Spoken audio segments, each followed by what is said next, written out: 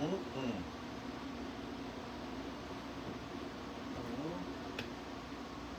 want me to take that down and wash it real quick? I'll do it later. I just didn't understand why it wasn't blowing. I'm like, That would be a good reason. no air in, no air out. That's it. Fairly simple equation. All right. How we doing, everybody? Oh, I didn't. Hopefully, everyone had a nice weekend.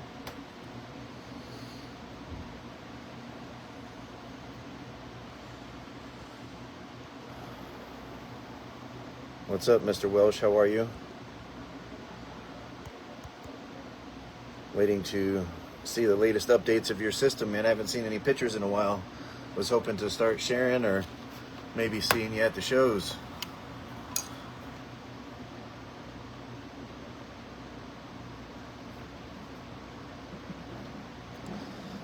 All right.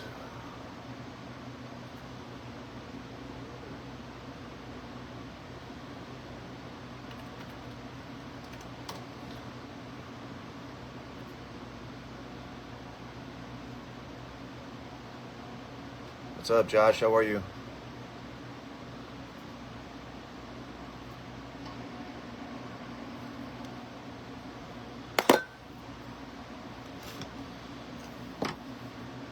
Julio, how are you?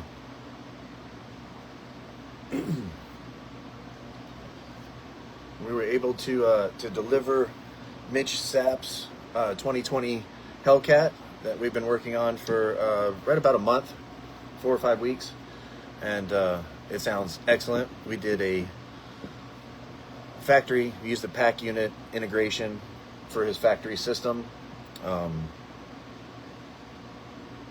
LF audio, dual concentric knob, so he's able to control his mids and highs from his remote knob.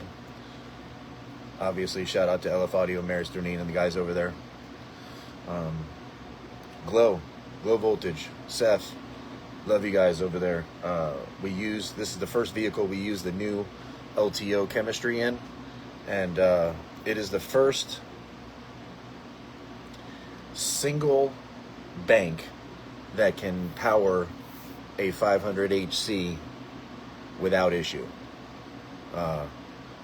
Literally no voltage drop, no matter how hard we're hammering on it at 2 ohm mono. So we did obviously I've already led into that, a 500HC powering 2 12-inch subwoofers that we built here, pretty much to handle the power output of the 500HC. So, and then Tony built a ported enclosure due to this type of music that Mitch liked to listen to, or at least what he told us that he liked to listen to. Dominic, what's up? Mr. Threcold, how are you? For those of you that haven't seen the mid-range enclosures that Tony's been building or has built in the shop here, you guys will see them because we're going to start utilizing them not only in our builds, but we're going to have them at our booths at all of the shows coming up. The timbers, for those of you that don't know, I'm just going to touch on it real quick because we do have a lot of new people. US Amps is not known for speakers or mid-range speakers. Yes, they had subs back in the day, bass mechanic line, and they dabbled, but not building them in-house or definitely designing them like we are now. When I came up and I came up with the idea to do a 3-way component, I figured because of my lack of knowledge, the best way to start that journey would be to find those that I wanted to model after. What do I want our end game to be? I wanted a 3-way component. So for me, what do I want it to be like? Well, I knew I wanted it to be able to handle the power of our SQ442. So unfortunately, after looking around, I didn't find a lot of 3-way components that could handle that kind of power, but I figured that's something that we could take care of in the design phase as far as voice coil and motor. So I purchased, I think there's a Alpine F1, I believe, Dynaudio ESO Star or ESO Tar, something like that. They have some strange names. Morel Carbon Series. Pretty much name it. What's up, Mr. Sapp? How are you? Cam, welcome. Ryan, what's up, buddy? How are you? So pretty much every three-way component that was in excess of $1,200-$1,300, all the way up to the JBL Arena series, I think it's called. For those of you that aren't familiar, that's like a $5,000-$6,000 set of component speakers. So I bought all of these different three-way components. Jimmy, welcome. And I tested them here on our SQ442. Not in enclosures. I didn't build enclosures. They were free air, so maybe that wasn't fair to some of their mids, but in my mind, what I was building needed to work well in an infinite baffle or a free air environment, as well as if you wanted to build an enclosure.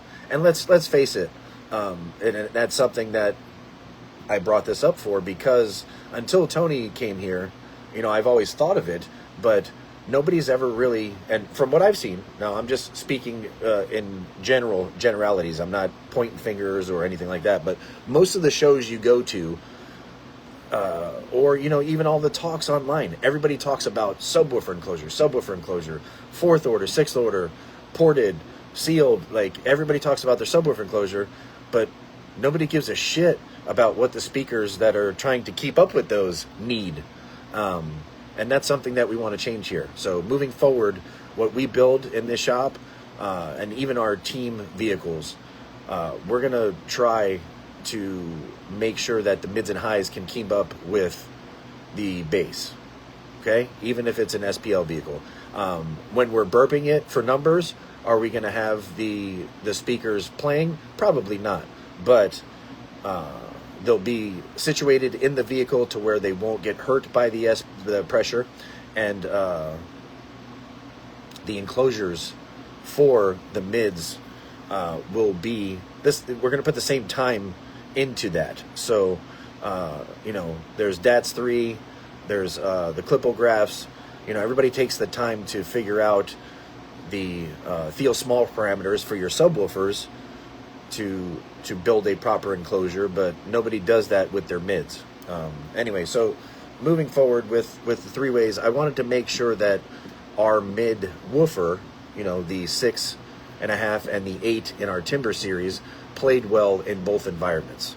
Obviously, you can't make something that's exceptionally optional for both, but I tried. After hearing these little enclosures that Tony designed and quick together, threw a couple together for our shops just so we had stuff to play here, the sound is phenomenal. So moving forward, that's what we're going to be doing in all of our builds, not just for the Team US Amps vehicles, but for the customer Team US Amps vehicles that we're doing. So also speaking of that, so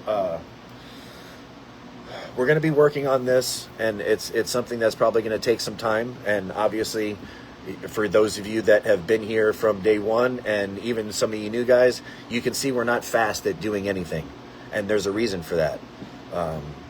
I put time and effort into everything that we do, because what we release is going to be the absolute best that we can release at the time. If there's a monetary restriction, then we're going to put that thing on hold and wait until later. That's why there's not everything US Amps.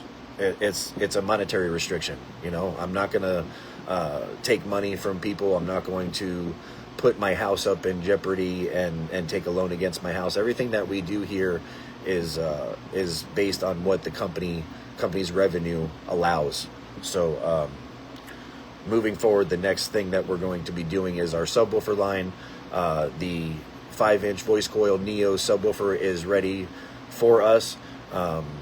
They're not going to ship it for free. They want me to pay to ship it, so I'm going to send some money this week, and we should have the 18-inch version of the Exterminator, because we are adding an 18 to our Exterminator line, and we will be testing. We're waiting for them to send that 5-inch voice coil Neo. So that's they're going to be sending the 18s, 2 18s for us to test, and 2 15s, which the 2 15s will go in Brendan's car as always. So, all right.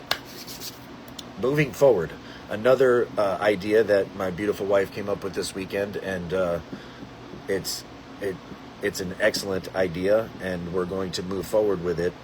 Our dealers, any of our alpha dealers, are going to be required and will have certification from USAMPS, meaning that myself, Tony, and whomever Tony's right-hand man is at the time, we will travel to location with a truck and trailer if possible. Obviously, if it's overseas, we'll have to make some other arrangements. Maybe if there's a Team USAMPS vehicle in the area, we can bring that vehicle there, but we're going to set up test benches, and we're going to teach the installers how to wire and how to install equipment correctly.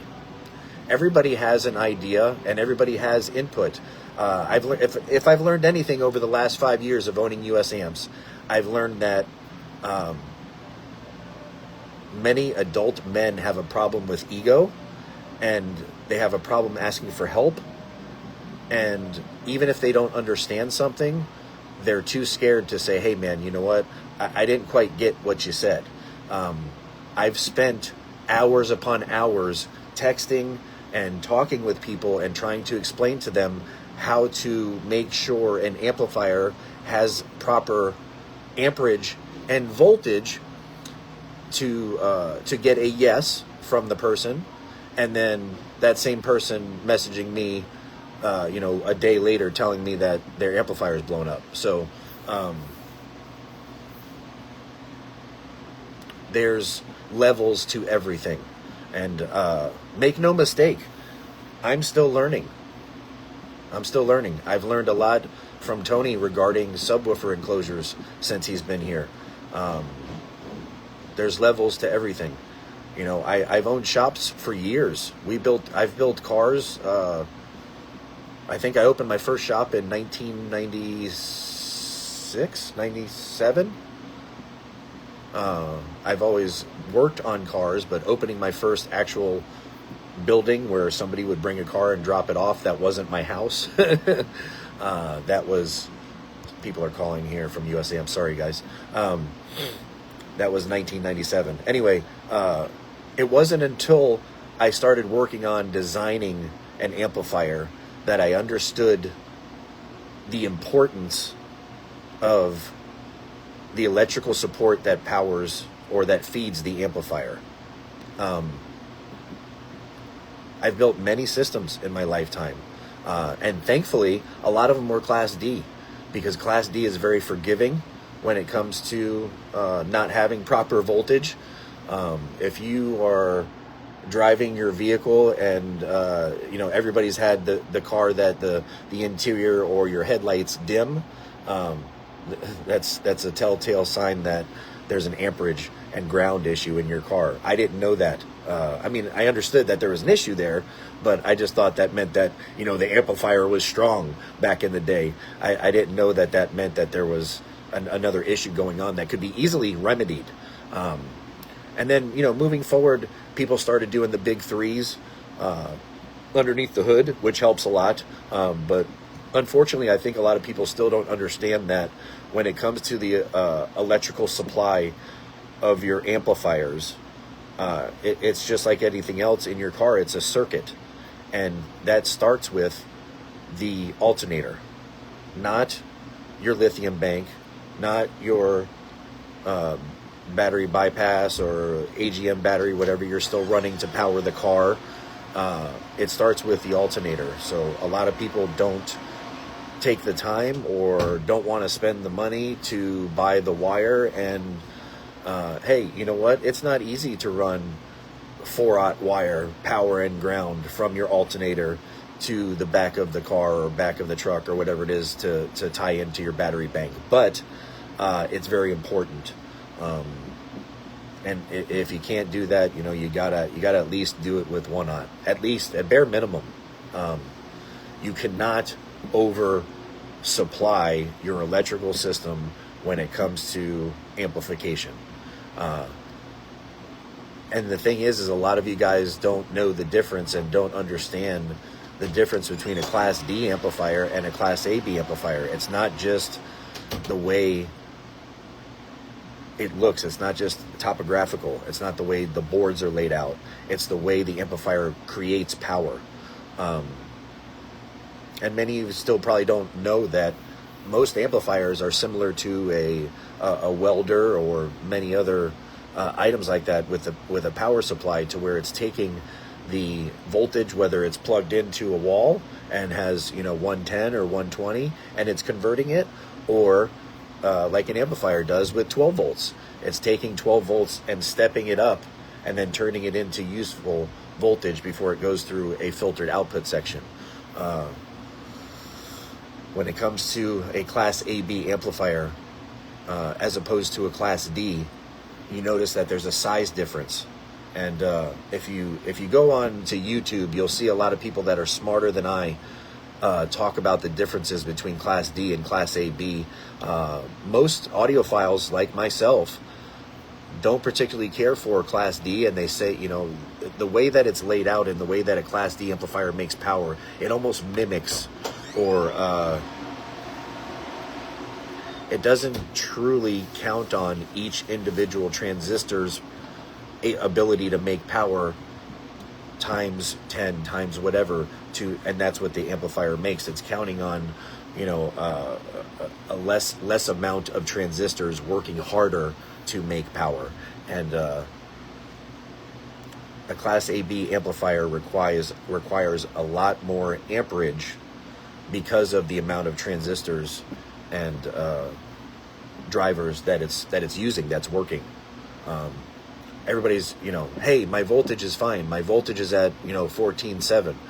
Yes, but and I've learned this in dealing with these lithium banks.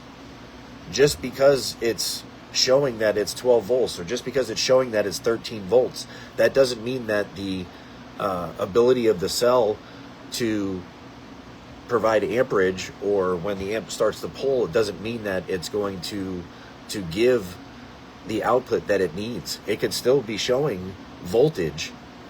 As I've said before, you can run 20 volts through a 18 or 20 gauge wire, but you can't pull but maybe 10 to 12 amps through here. And when it comes to amplification, especially Class AB amplification, but amplification in period, why is that important? Because if this is what you're using for a power wire, if you're using something small, or we should really start designing these amplifiers, but it'll cost more money, and that ends up being user cost. We should start designing these bigger amplifiers with 4-aught inputs instead of 1-aught, because there's regardless of what anybody says. Hey, Jason. Regardless of what anybody says, and I don't care what graph you pull up, the best thing to do is to watch some of Seth from Glow Voltage's videos. He's taken the time to test wire, to test fuses, to test banks, to show the type of output. And we're not just talking voltage, we're talking amperage, because it's amperage that makes wattage. And if you have an amplifier that's 15,000 watts and you only have 2 1-aught wires for power and 2 1-aught wires for ground, I don't care what anybody says, unless it's a foot long and you have a lithium bank the size of a fucking house right within a foot of your 10,000 watt amplifier, it's not going to work. It's not going to work. The amplifier might function. Will it create power? Sure. Is it going to work, quote unquote? Depends on how well the amplifier is built. A lot of our amplifiers work well beyond how they should, and that's because of what we put in them. But is it doing its job as it is intended and designed? It's physically fucking impossible if you've only given it 300 amps to draw. And realistically, a 1-aught wire is only made to handle 175 to 200 amps at most. So, the math is pretty simple. I'm not great with it, but if your 5K that you have in your vehicle only has 2 powers and 2 grounds that are 1-aught, what's the most it can be drawing? 600 amps? Maybe 400 amps? If you take that out and you put R5K in there, that is already set up with 3 powers and 3 grounds, and we already know just by what I just said that it's not really enough. You should be running duals to ones, like these, and each one, because we've said it, I've heard Jason say it, everybody says it that knows because we fucking done it. You can never give your amplifiers too much electrical support. You're not gonna force anything into your equipment. It's not going to take anything it don't need. I think this is the common issue right here with a lot of people that are, I'm not gonna say stupid, but just lacking knowledge in the field. Michael and I work with this on a daily basis. I've been doing it since who the heck knows how long he's been doing it even longer. So it's in our heads. It's our common sense kind of aspect of it. But for the person that doesn't know, it's one of the ones I got throughout the week. Somebody told me that they jumped the wires to the positives and jumped the wires to the negatives. But it works. Yeah, no shit. It will turn on. I had a professor when I was in college that explained it perfectly. He said, a lot of people don't understand electrical. He goes, but a lot of people can easily understand water. He's like, because house out water, water's around, all this stuff. He said, so with wires and gauges, figure it like this. You've got yourself a 5-3, 5-bedroom, 3-bath, kitchen, all this stuff house. You're not going to run a 1/4-inch water line to the place because you've got so much pulling off of it. You may be able to use a sink. You may be able to use another sink. You may be able to flush a toilet. But you're not doing anything aside from that because the amount of pressure that's needed to run that household is that of like current. You need a specific amount of current to run these amplifiers. Sure, they're all 12-volt amplifiers. That's great. Static electricity, you don't even feel till after 20,000 volts. That's when you feel static electricity. So, obviously the voltage isn't what counts, the current. And like I spoke of last night on my rambling blog, it'll be a teeter-totter. You got your voltage and your current, but when one starts to pull down, it will start pulling on the other to hopefully level it out. If your voltage starts to go down because the amount of pull you're pulling on it, the current's going to go to counter it. If it's not there, if you're choking it, if you're running, single-aught wire through a reducer or whatever kind of magical stuff people have done, it's not going to feed it. You're not going to trick electrical. Electrical is math. Math is science. Science is unbreakable. Can't cheat the hustle, man. You can't cheat. So, sorry to hop in. No, it's good, man. It's kind of just a continuation of what we've been dealing with for the last 2 weeks since we've been sending out these Merlin amplifiers, and which we're all thankful for the orders. Yes, we love and appreciate it. And just because we're talking about this, we're talking because we're trying to educate. We're trying to help stop the amplifiers from getting damaged. We're trying to make sure that moving forward, you have equipment working properly. Otherwise, what's the point, right? So this is not calling out anybody individually. If I wanted to do that, I would say, hey, Michael James, you're a fucking dipshit. You made me waste 45 minutes texting you, which either you can't fucking read or you didn't bother to read what I typed to you because you just went ahead and did what you wanted to do anyway, and now you're expecting me to replace your $900 amplifier for free because you're a dumb fuck. I'm not saying that. And many of you know that are probably on here right now because I'm not looking to see. There's people in the last however many years that we've been doing this now, almost 5 years, you've admitted that you've made a mistake, and that's all I want is honesty, because at the end of the day, we're going to get the amp, and whether I look at it or Sam looks at it, I'm going to know once we open it up what happened. So you can say whatever you want, but I'm going to know what happened. Many people have made the mistake and said, hey, you know what? I accidentally put the power to ground and the ground to power. What do you want me to do, man? I'll gladly pay for it. And more often than not, I've just taken care of it. And, a couple weeks ago, the accountant came here and sat right here at this desk with me. And we started going through numbers. And the change from 2024 to 2025 is absolutely amazing in sales, and I feel blessed to be able to still be here, because there was really a lot of times where I didn't think that the company was going to make it. But when he showed me the number of, this is the number for the amount of money that you've spent replacing equipment that realistically the customer should have paid for because it was their, their issue. This company does not make enough money to absorb that kind of cost. So, and I know, honestly, I mean, I did a lot of that in the beginning to keep people happy, and that's how you create relationships. But unfortunately, moving forward, if I want to keep the company alive, then we got to start limiting that. And the best way to do that, I feel, is to try to educate everybody on what to do and what not to do. That way we don't end up, back in the same position to where Sam's telling Fred Jenkins, that's a made-up name, so if your name is Fred Jenkins, I apologize.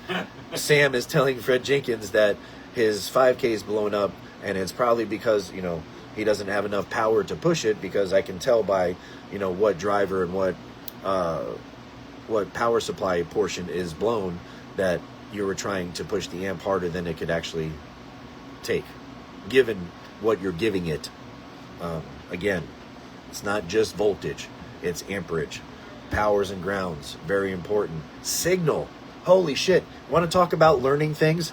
Here's something that I learned in the last probably 3 weeks. Actually, let's say 4 weeks. So there was come on in. There was the show. What was it? The Made of Steel show. Okay.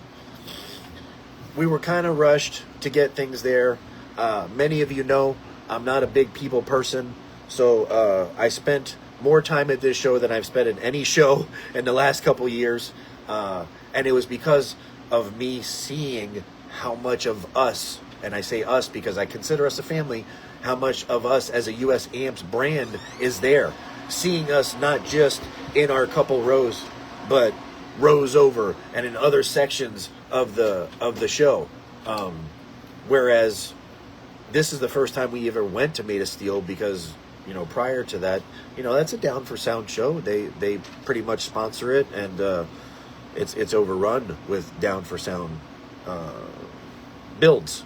But so anyway, I stayed a little longer than I normally do, and I gave some demos in the Z-Tony 8. That was pretty much all I had of hours that was built and ready to go. So on Sunday, a young guy came over and wanted a demo. The car hadn't been started in a while. I probably should have left it and let it run so the banks could charge up, but I didn't.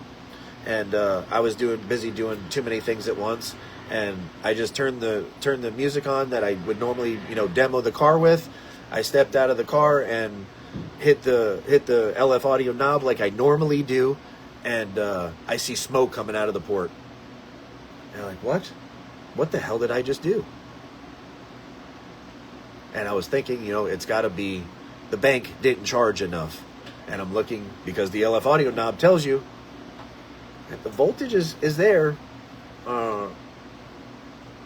With that amp, you can really see, and with that setup, you can really see. It's not the type of, it's LiFePO in there. So if the amperage is drawn down, the voltage is going to be drawn down. It's not going to be showing you 15.7 volts and only be putting out 400 amps. It's not that type of system. There's one Mechman alternator with I got 4-aught power and ground feeding a decent sized LiFePO bank back there, but it's tired.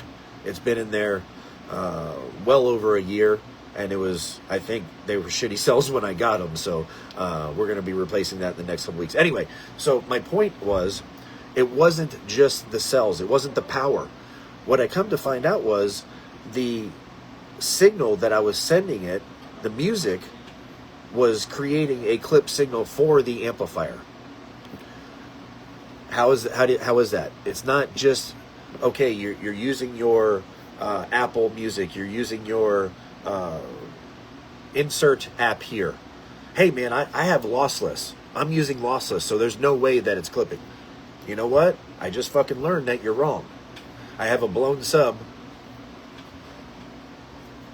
I have a blown sub like I've never seen a blown sub before. And this is mine. This is my oops. This is from sending a clip signal to a fucking 10K, running to probably, the most powerful subs that we've ever built in-house here. These can handle 6,000 watts each. There's no reason for this on this sub. This happened because of a clip signal. You can run lossless music, but if it's not downloaded and saved, and you're counting on the stream to send it, depending on your signal, you can be sending a clip signal to your amplifier. And what is the amplifier going to do? It's going to amplify that signal. So that's exactly what happened here.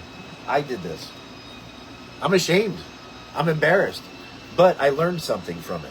I didn't realize that using Spotify with all the extra shit that we pay for and all the extra things that we turn on to make sure that it's lossless, if it's not downloaded and saved into your phone, there's a chance that you could be feeding your music a clip signal. So that's something that I learned. So I try. I never shut my ears off, regardless of who it is I'm speaking to. We like to make judgments based on maybe how somebody looks, or whether we think they know better than us when it comes to whatever the topic is. That's fucking ignorant, and it took me a long time to fight that within myself. I try to be open to whomever it is that I'm talking to, because you can be surprised, man. You can learn from the least person possible that you would think, So try to be open to what anybody's trying to tell you. If they're taking the time to talk to you, unless they're just fucking lying, then you got to base your judgment on that. But I feel I'm very embarrassed. I'm very embarrassed about this, but also learning at the same time. A year ago, the system that was in that car, you would have had to try harder to end up with a result like this. As you're gaining and putting more power, not just in your lithium banks, but in your amplification, all of this happens easier. So audio will find the weakest link. It's just like any water will find the path of least resistance. I mean, it's pretty much the same thing, man. That's the conversation we have on the regular here, is because we all start out with that basic high school sound system with 2 rock bottom subs and a little crap amp and prefab box. Yeah, prefab. running 8-gauge or 4-gauge wire for your electrical. Or I cut off one of my mom's lamp cords one time for the power. The orange extension cord trick. But then you find out, all right, you replace your power wire. Now your equipment's feeding better. Now your equipment's feeding better, so you're more efficient on what it's doing. Now you find your amplifier is heating up. Well, you replace your amplifier, and you replace your bop. So yeah, it's definitely a never-ending learning. Sure. Hopefully. I mean, that's how everything should be. Yeah. So I'm going to take some time, unless you guys have some other questions. I did set up the Merlin 250.4 that they sent from Seongsun. Is it going to blow up like the Merlin 1.5K did? I don't know. I haven't tested it before. We're going to do it live right here. I don't pull any punches, man. I sent a clip of the video to Steven over at Seongsun. I'm like, you know how embarrassing this is? And it's embarrassing for me, but it should be more embarrassing for you as the brand, whatever you want to call yourself. I don't call them just a salesman, because they do more than that, especially when it comes to me, because I'm a pain in the fucking ass. I've been riding his ass since this happened. We started working on the 1.5K at the same time we started the 10K and the 5K. This was not something that came to me 3 weeks ago. I've been pushing on it harder since the 5K and 10K were done and in production, but I really honestly feel, especially with what was given to us, that they forced it and rushed. They hadn't been working on it as long as they said, and I want to know how they ended up giving me a Audio Precision 2322 test result from an amplifier that doesn't fucking turn on. It didn't get damaged in shipping that much that happened because of shipping. That was a design flaw. They didn't take the time to remove the remote from the power supply side. there's a few things that I see there. I'm not going to get into taking the amplifier apart.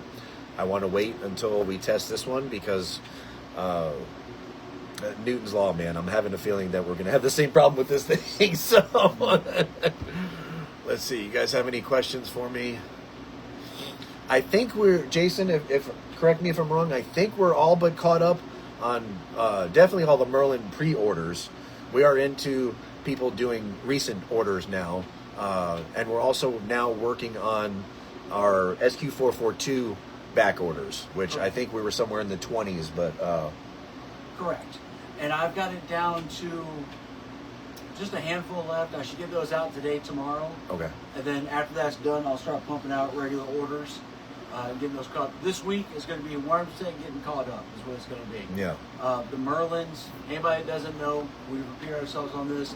We virtually stopped production, is the term in the industry. We stopped the floor to center it on the Merlins. Get the Merlins in, get the Merlins tested, get the Merlins packed. Well, I'm sorry, aside from Ryan's build, and Jeff Hart. Yeah, aside from... But we've filled a couple orders. We do have a couple of new alpha dealers, or soon to be hopefully alpha dealers. I want to welcome, I see one of them on here, Ryan. I apologize, I don't know the name of your company. If you'd like to go ahead and post it on here, you can. For anybody that's in your area, he's going to be the dealer. I will not send equipment to anyone that's within 400 miles of him. Now, don't get me wrong, if he doesn't have the stock, I'm going to help him get that to you. But moving forward, anybody that's in his area is going to purchase from him. Same thing with Jeffrey Hart. I don't see Jeffrey Hart on here, but he's from the French Polynesian Islands. He's purchased in at a almost alpha dealer level, so we're going to be doing the same thing there. I don't know what kind of area that 450 mile radius will entail. I don't know if it's only island or if you live on a fucking boat, people, but I know plenty of people that put their 5Ks in their boats a couple weeks ago. So what else? We have Peter, and I don't know how to say his name properly, so I call him Dude, over in Guyana. They are a 100% alpha dealer. We do not anywhere within again 400 miles or 450 miles of them. They're building a facility out there, so they will probably be the first stop we make when we go to start visiting all of our dealers and set up test benches and show everybody how we want this equipment installed. I don't think I finished that thought earlier because I run my mouth over here, but we're going to start making sure that everybody that is an alpha dealer or a dealer is certified by US AMPS. That way, if something's installed and there's an issue, there's no questions on warranty. So that helps not only us, but that helps the dealer, and then it helps you in turn, the customer. There's no better way to make sure that your equipment is installed properly than being shown by the person that designed the equipment, right? So, all right, what else we got here? Oh, Joe, you're gonna share a video of your car? Awesome. Hopefully you've got everything figured out. I do have a new head unit here for you. Whenever you're ready, you let me know and I'll send that to you. Joshua, I want to thank you for working on those things that Tony's asked you to work on. Josh is helping us out with some CAD for some 3D printed items. Dominic from Germany, what's up, my brother? How are you? I got your USA 4000. You let me know when it's ready. I'll just box it up and send it. The Hellcat looked very good. Thank you. It sounded really good as well. Cam, welcome. Hellcat sounds fantastic. There you go. That's the owner of the Hellcat right there. Nice. Yes. Thank you, Mitch. I appreciate the love, man. It was awesome working on this. It's a beautiful ride, man. Keep up the good work. Thank you, Chris. Peter, good afternoon.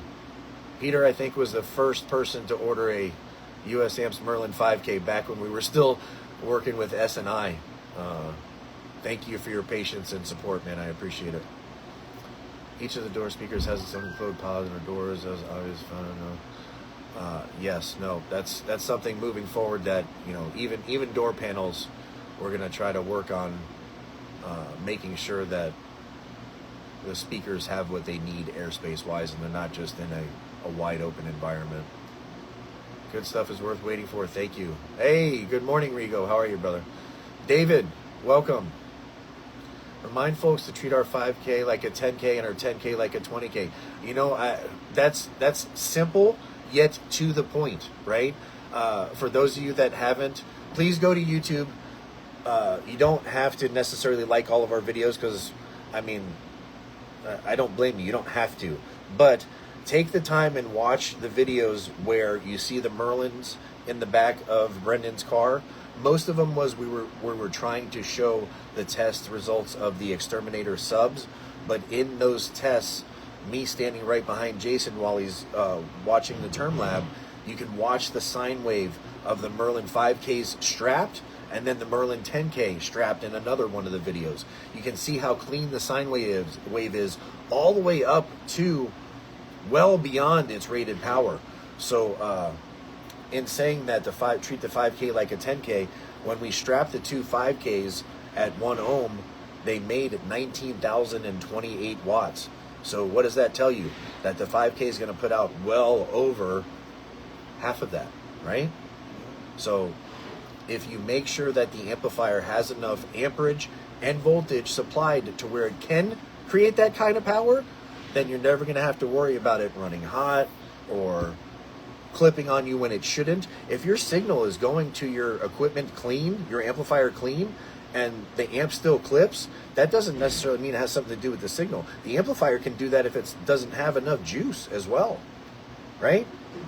All right. Somewhere down the string, when I tune equipment, like everyone should, you start at the head unit, you find its clip point, you go to your next device, you go to your next device, you go to your next device. If you got to go through a DSP, you got to go through a bridge box, LF audio, anything, all your knobs, everything, not even just electrical equipment. Good call, Mike. If you've got it going through an inline bass knob, check the before, check the after, and make sure that knob isn't doing something to the signal. That's resistance. That's it. Right? That's it. A potentiometer is all resistance. That's all at it is. some point, regardless of what it is, at some point, that resistance is going to clip. It's going to. It's going to. And what may think is minute at one string, by the time it goes through, I don't know, just saying here, a 10K amplifier, that wave is going to be flat enough you can have a picnic on it. Especially when it drops down to 18 hertz or something like that. Yeah. Which is, one of the things also to watch out with, one of the things to watch out with our amplifiers is our amps put out the same amount of power, no care of the frequency. Thank you. It's not going to drop off at 26 or 28 or something of that nature, and then you got to adjust your voltage, your volume accordingly. That's something that Brandon and I checked on because he was running a prototype amp from a different company in his car, and when he ran the 20 hertz bottom out for ACCL, he had to jank his volume like a quarter higher than it normally does, just to get up to where he was at his peak frequency. Right. And our amps don't do that. That's a lack of damping factor and a lack of slew rate. Yeah. Our slew rate and damping factor are prime from the beginning to the end. There is no peak to it. There is no roll to it or anything. So just keep stuff like that in mind. Yes. If you can't feed it, it's not going to do what it needs to do. Tim, I'm assuming you're referring to the SQ442 that I replaced for you. Awesome. Thank you very much. I appreciate that. Marsh, what's up, buddy? Welcome. Matt, what's up, my friend? Hopefully you got that prototype 5K in there, banging on that Merlin 15. Want to see you put up some numbers with that. What's up, Robert? How are you? Welcome. Why can't I find the live feed? You're on it. You're on it. I'm confused. Are you not able to see this live? Are you just commenting on? I'm confused. Yeah, so I'm seeing it perfectly fine on my phone. Okay. So, I might have to invite you to US Amps Inc., Lori, and I apologize. I can't do that while I'm live. I'll do it afterward. Let me make a little note for myself. Lori Jackson. Thank you for sharing pictures of your install. Hopefully you're enjoying your amplifier. I saw a few posts with your name in it, so thank you, Lori. Lori Jackson. Invite. Got it. Thank you very much. Travis Greenhorn, what's up, buddy? How are you? Nanu Sonina. Hopefully I'm saying that correctly. Welcome. Jason, why is all OFC welding wire certified for 350 amps at 20 feet then? Okay, is welding wire the same as tinned wire that is in most cars, or copper tinned wire that's in most car audio cars?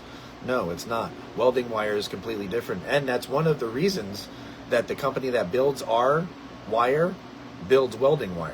It's because of the importance they pay attention to the copper that they start off with to begin with, and the way they strand it. So yes, it is possible that 1/0 of welding wire at 20 foot can carry 350 amps, but it's not going to exceed that. And I don't know if you heard me earlier, I said 1/0 can carry in, excess of maybe 175 to 200. And then when I said times 2, I said 300 to 600, right? So give me 50 to 100 amps. I apologize. Just like with capacitors and their ratings, I think they say what, 5 to 10%? Depending, yeah. So give me 5 to 10%. I'm sorry. This is not me trying to pick on somebody's equipment or somebody's brand of wire. This is me trying to make sure that everybody has in excess of what they need. That way it's not an issue. These amplifiers will work with less, but they're going to run hotter. Just our Class A Bs will run even hotter than they already do, which they're hot. If possible. Yes. So if you can do it, please. Why strain the equipment? Do you want it to last longer, or do you want it to just work, or do you want it to work right? So Biggie just asked a question here, and I don't know the answer. What year was US Amps originally created? That was in the 80s. 1986. Yeah.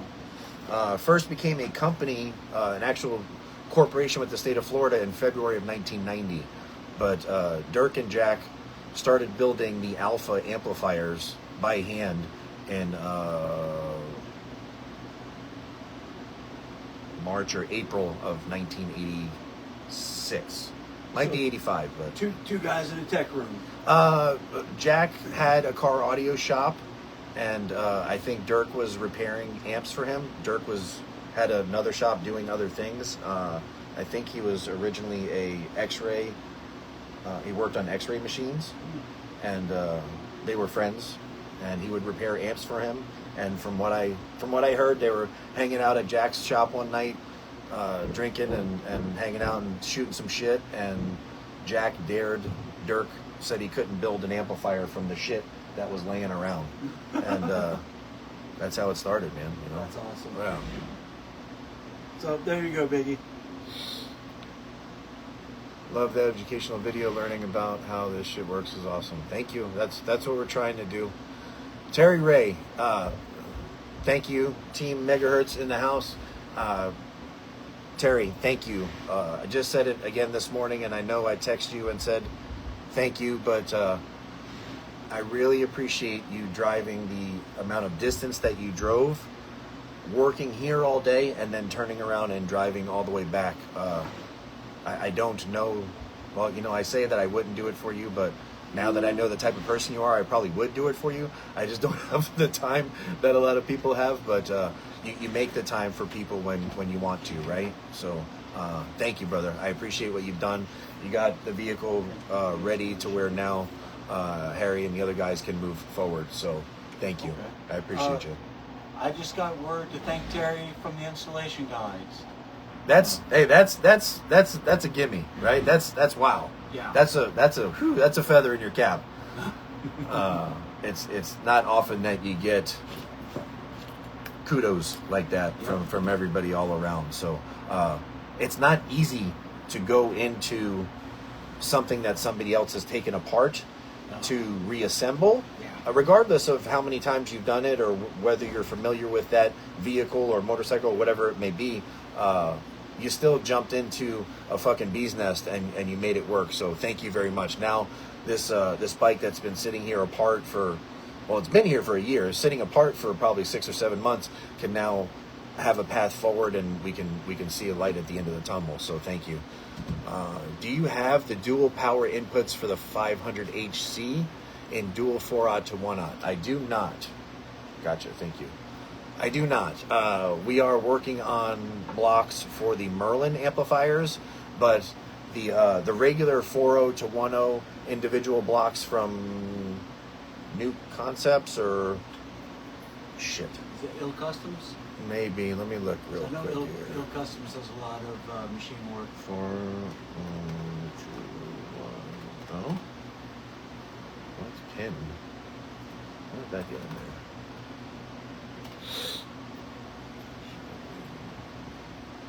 There's not a lot of them. There's only one company. New Concepts New Concepts? is the only one that makes them, from what I know. I've ordered ones that said they were 4.0 to 1.0, and I get them, and they end up being 4 gauge to 1.0. So Oh, gosh. I've yet to see any brand make a 4.0 to 1.0 reducer aside from New Concepts. I guess we should probably make some ourselves. I've had a hard time trying to find a company to do it without wanting to redesign something, even though we had already have it built in CAD. So I have these in bulk, but I don't want to sell them to you and have to make money on it. I get them off of, right from New Concepts themselves. And like I said, in bulk, I think we have 50 of them out there right now. So just go to New Concepts and order them. I apologize. I wish I could offer them to you, and hopefully moving forward, that's something that we can develop. Like I said, we are working on the blocks for our Merlin amplifiers. Electronics are still a bunch of components at the basic level. They're always failure. Oh, I lost it. Damn it. Your equipment is nice, but I can't afford it on disability. I apologize for that, Adam. If there's something that you're looking for in particular, why don't you shoot us a message, because we do have not necessarily B-stock items, but items that we might have tested for, like Alive, or I've had it in one of my personal cars and then taken it out. So we might be able to work a deal on something for you, get you into something if you're really looking to build something. That Rigo referenced that later on down the string, saying that we do have payment options online. Absolutely. There's definitely multiple ways that persons can purchase equipment. Thank you. Yeah, we have a firm. We have Klarna, Acima, and I know a firm I use personally outside of US Amps, and they actually, I've used them so long, they gave me an actual credit card. If I pay things off within 6 months, it's 0% interest. 0. So I don't know what you're looking for or what your budget is, but I'm sure we have something that's within your range. Matt's amps, yeah, it depends on what it is, but I'm sure it's something we can take care of. Reach out to Sam at Suncoast Amp Labs. That's who does all of our repairs and our warranty, our only authorized warranty and service center. It'll take you to a link on our website. Oh, he already responded. Thank you. He is one of the better technicians I've interacted with. He definitely is full of knowledge. He doesn't just talk out of his yak because he read a Radio Shack handbook. It's funny because Sam I met now probably 2 years ago, almost 2 years ago. He came here because he was close by to pick up an SQ442, I think, that he purchased, or maybe it was an older US amp, and he said he wanted to learn how to repair amplifiers. So right around the same time, Larry downstairs that works here asked the same thing, literally within days of one another. I gave them both the same thing. I have a power supply and I have a damaged amp. I showed them what I learned as far as diagnosing problems with most Class D amplifiers, and or maybe Class AB, I don't know. It was Class AB, sorry. I showed them both the same exact thing. I forwarded them both the same YouTube videos, and man, I honestly feel at this point Sam has well surpassed my knowledge when it comes to diagnosis and repair of pretty much anything electronic. Yes, yeah. I mean, obviously you guys should know by now, just like with our equipment, I'm not going to slap US Amps on it unless we've put it through the ringer and make sure that it deserves the badge, right? Same thing with Sam. I wouldn't have him as an authorized repair and service center if I didn't know that he's capable of doing what we expect as a US Amps repair center, right? We've had plenty of people offer, and I've sent things to people for repair. It's just like anything else, you know. It's just like a car mechanic, you know. There's people that are parts changers, and there's people that are mechanics. And when it comes to especially our older and our recent Class A/B equipment, you can't be a parts changer and expect the equipment to last. You could probably get away with that with our Class D stuff because of the design and the circuits, but the Class A/B, it'll fail almost every single time. If you only replace the items that fail, that amp will fail again. There's something with electronics, because like I said, that's my background. There's something in that circuit that caused that component to go bad, or there's something that when that component went bad, the signal traced past it and fried that too, or before it and damaged that, but not enough, so it made it the second. There's 101 different tangents in it. We used to call it failure PPM, which is parts per million, which is the percentage of failures in which could possibly happen in a system based off the failure ratio. If that resistor popped out, resistors don't just pop on their own. There is something that caused that part to go bad, and that's what to strengthen what Mike was saying. Yeah. That's the difference between a part swapper and a technician. And that's the thing too. Like you could test the resistor, for instance, that's in line with the driver that failed or the transistor that failed, and it might test that it's still resisting, but at what percentage? Is it doing what it's supposed to do value-wise? And if you don't take the time you can't test that part in its circuit. If you take the LCR meter and test that resistor right there in line, it's not going to read properly. So you actually have to take the time to remove that and test it to see if its value is within range. Not many people are going to do that. So Sam is very particular, and his work is extremely clean. And that could be when you found so-called resistor that's not measuring correctly, that could be 10 components down the string that's causing that line to get a false reading on itself. So yeah, exactly. You got to know what parts to pull, what parts to lift, what parts to break from the circuit, have the schematic, et cetera, et cetera, et cetera. Well, and that's the thing. If you are a real technician, you don't need the schematic. You know what's going on by looking at it and by following the trace. Yeah, you're right. Danny James, what's up, buddy? How are you? Test it, etch it, send it to me.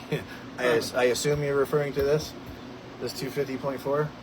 We'll test it here in a second. Are the Exterminator subs available for purchase now?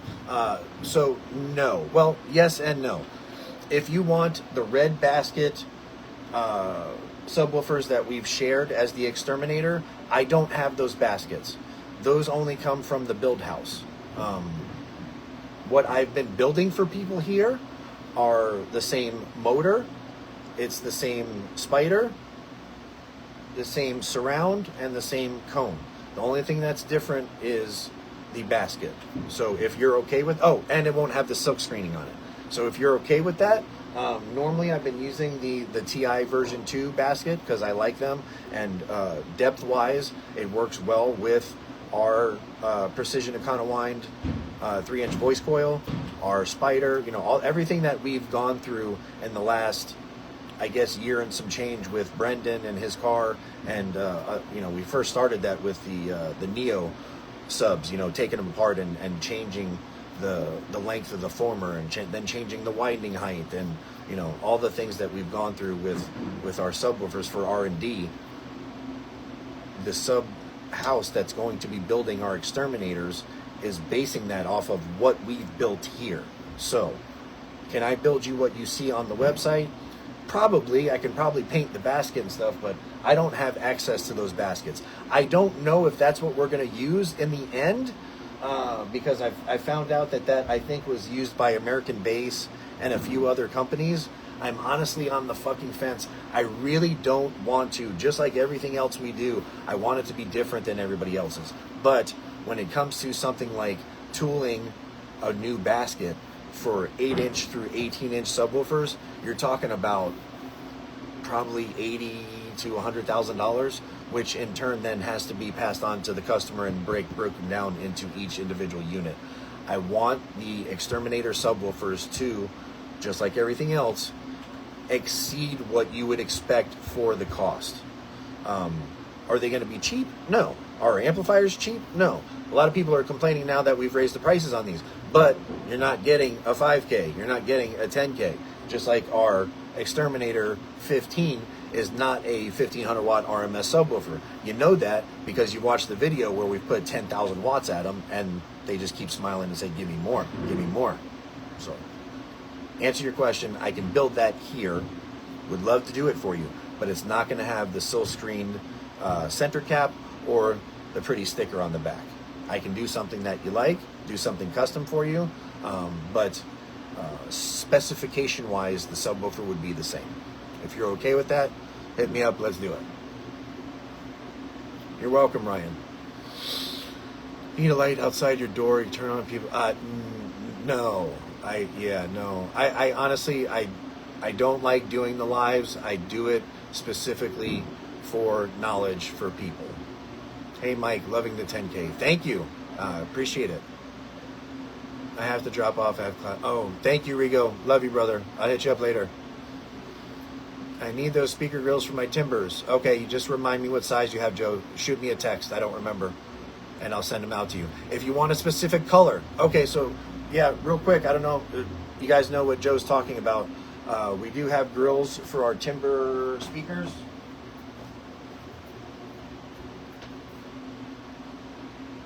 From 3-inch up to the 8-inch. It's not any fucking secret. They're 3D printed. I'm not trying to trick anybody. But they do have the little palm tree in the middle, and the backside has provisions for 4 different size Neo magnets. Why? Because the speaker basket, just like Dynaudio, I wonder why, is metal.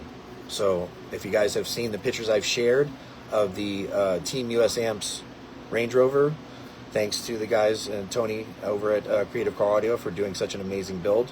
I did push him to get the truck ready for Made of Steel, so they weren't able to do the grills. We design these here. We print these in-house. If you want a specific color, there are a lot of colors available in the, I think this is the HT PLA or PLA Plus. It's stronger than most plastics, and it's not UV susceptible. A lot of plastic or a lot of the 3D print elements,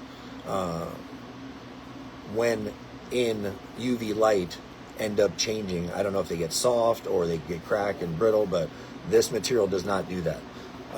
So if you guys are wanting these, I don't have a price together yet, but we will share that on usampsinc.com. And if you want a specific color, we're not going to offer everything. It's only what is available. I only use Polymaker or Bamboo for the brand of plastic, and there's a reason for that. So you can go to Bamboo Labs or Polymaker, and if you see a color there of Polymaker ASA Plus or the Bamboo HT PLA, if it's the colors available there, then I can make the grills for you.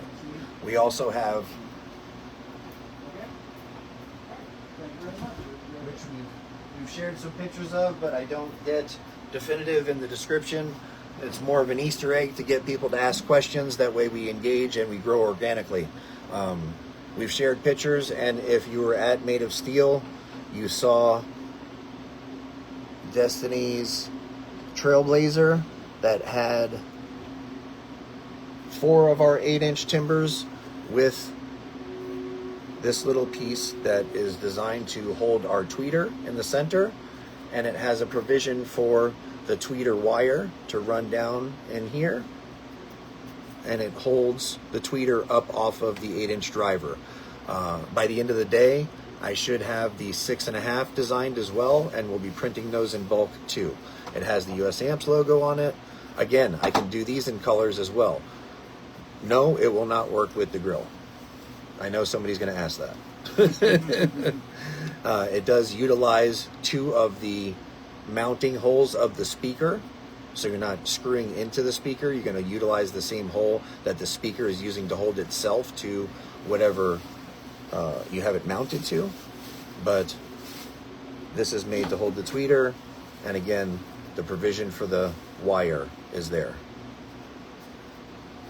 You can push, this is designed for the 8-inch driver and the 6-inch as well, once that's done. After break-in, moving at 12 hertz, we've allowed to where the dust cap, the surrounds, nothing will hit this piece. Not that you should be playing our 8-inch mid drivers at 12 hertz, but that's where we could get them to move the most, and I was trying to make sure that there was no way it was going to hit them. I do know at Made of Steel, we were using ASA, Polymaker ASA, on the ones that were in there, and because of the pressure in the truck, one of them snapped. I honestly think somebody kicked it, but we will be using the HT PLA moving forward. Again, just like anything else that we sell, if you buy something from us and you have an issue with it, I'm going to fucking replace it. I'm not going to ever tell somebody, whether it's $5 or $500, I'm never going to tell somebody to go screw themselves. Unless you're an asshole and you keep breaking shit on purpose or out of stupidity. If you're not going to listen to what we try to say, there's nothing that anybody has ever broken in the last 5 years that I've just said, you know what, I'm done with you. I always try to take the time to understand what happened in the system. Hey, electronics break all the time, but there's that other whatever percentage of the time that it has something to do with something else. We just want to stop that from happening moving forward. Christian, what's up, buddy? Do not put me out there like that. I got too much to do already. That wasn't at you, Josh, but if you'd like to help, I appreciate that. My buddy Kyle has been taking care of most of our CAD stuff, thankfully. Some big builds coming. Can't wait to see all this in action. Donnie, I'm very sorry to hear about your truck. I'm glad that you and Hannah are safe. I know she usually goes with you, or she's usually working with you on the vehicle. From what I remember, it's been a while since we spoke, but I did see what happened to your truck, and I'm very sorry, but I'm glad that you guys are okay, because obviously stuff is replaceable. I know how much you cared about the truck, and definitely sorry to see what happened. And once you get back on your feet, if there's something that you want to do regarding US amps, feel free to hit me up. I still have your custom pullovers that we had made for you. Tuned incorrectly or not enough voltage will make the amp clip even with a completely clean signal. See? Absolutely. Absolutely. Also, all potentiometers base knobs wear down over time unless they are rotary encoders. That is correct. I don't know if they wear down. I think they get dirty. The potentiometer itself will wear down, so it'll wear down the layer of the metals. Because you've got the 2 or 4 or 6, however many legs that ride across the trails. Every time you turn it goes back and forth and back and forth and back and forth. Now, the thickness of the metal, the cleanliness of the metal, the strength of it, etc., multiple things taken into consideration here. Well, I mean, there's a lot of the older knobs on a lot of the older Class A B amps that we have that were multiple stacks, like 20 ohm, 20 ohm, 20 ohm, 20 ohm stacked together. You guys, you don't know, but if you have 5 2000X amplifiers from 1989 or 1999 sitting on your bench, they were all hand built, and they didn't have a supply like we have now. Whatever they had to make that amp work and get it out the door. So you might see something that could have been, a single potentiometer with a bunch of pieces kind of stacked on it together, and they would make it work. My whole point in that was there was a lot of the ones before we had product to sell. Basically, all I did was take in older US amps, repair them, refurbish them, and send them back to the customer. I did that for probably a year and a half. A lot of the potentiometers, that's the first thing I would do is once we took the board out, is I would test the pots.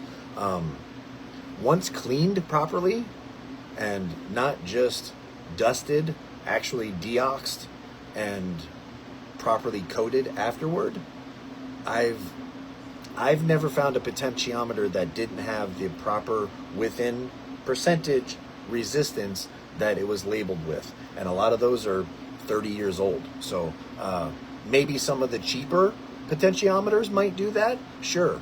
Because a lot of them are now done with plastic instead of metal. I can see that.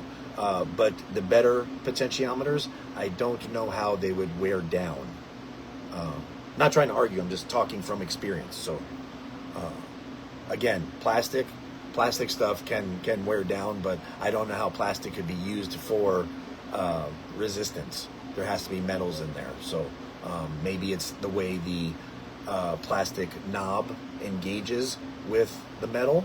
There could be loss there, but I don't know how the resistance would change. Love seeing the growth of the company. Michael James, keep pushing and expanding US Amps Inc., the brand. Thank you, Mr. Jones. I appreciate you. Waiting to see your build with, what did you have, 21s or 24s? You said you're doing like eight 24s or something, if I remember correctly. I'd like to see the progress of that. Do you have any 12 D4s? I do. What year was US? Oh, we already went through that. Oh, soon, got to get my wire. Matt, just shoot me a text. Let me know what you need. I will send it to you. You can pay me when you got it. You're my brother. I got you. Good morning, Nigel. How are you? You can hear more details in the bass with Merlin's Loving the 5K. Oh, okay. That's interesting. So I'm assuming by this, and if I'm wrong, please, I apologize. Peter has a 5K. He's obviously replaced some other amplifier on his substage, and he says you can hear more details in the bass with the Merlins, Loving the 5K. I'd like to know what you had prior. You have my number. Please text me. Not because I want to share that. I want to know personally what that amp was replacing, and I'd like to know specifically what it is that you're hearing, or what you're feel. Is it a feel? Are you feeling the bass differently when it hits, or are you feeling the lower notes differently? What I'm guessing, what you're experiencing is damping factor. It's the control of the woofer. Most other amplifiers will push the sub and rely on the resistance and the magnet to pull the voice coil back. It loses control of the subwoofer on the pullback and gives itself time to do everything else it's supposed to do and actually make power. Our amplifiers do not do that. They're there for push-pull. That's damping factor. But yes, Peter, if you don't mind, shoot me a little text, man. I'm interested to see what you had in there before. Again, I won't share it. I just want to know. Oh, awesome. Good, Lori. Thank you. Thank you for joining. You get your dual inputs. You get your dual inputs. I don't know what that means. Audio wire carries more current than welding wire does. Okay. Okay. And current, are you referring to resistance? Are you referring to amperage? Are you referring to voltage? What are we talking about when we say current? And you got to compare apples to apples here. There's some shitty audio wire out there, and there's some shitty welding cable out there, but there's also some good ones. So you got to compare. And normally, I'm gonna guess at what you're talking about is probably when you have a more stranded wire that's more often used in audio as compared to the bulk or thicker wires used in welding. But the welding wire that the company that built the stuff that we're currently using had a stranded welding wire, and we tested it before we decided to go with them. I think Brandon at Trunk Thunder Lithium tested some of our 1/0 and 4/0, and I know because we've sent it to him that Seth at Glow Voltage is putting together a test. The meter don't lie, man. Right? Yeah.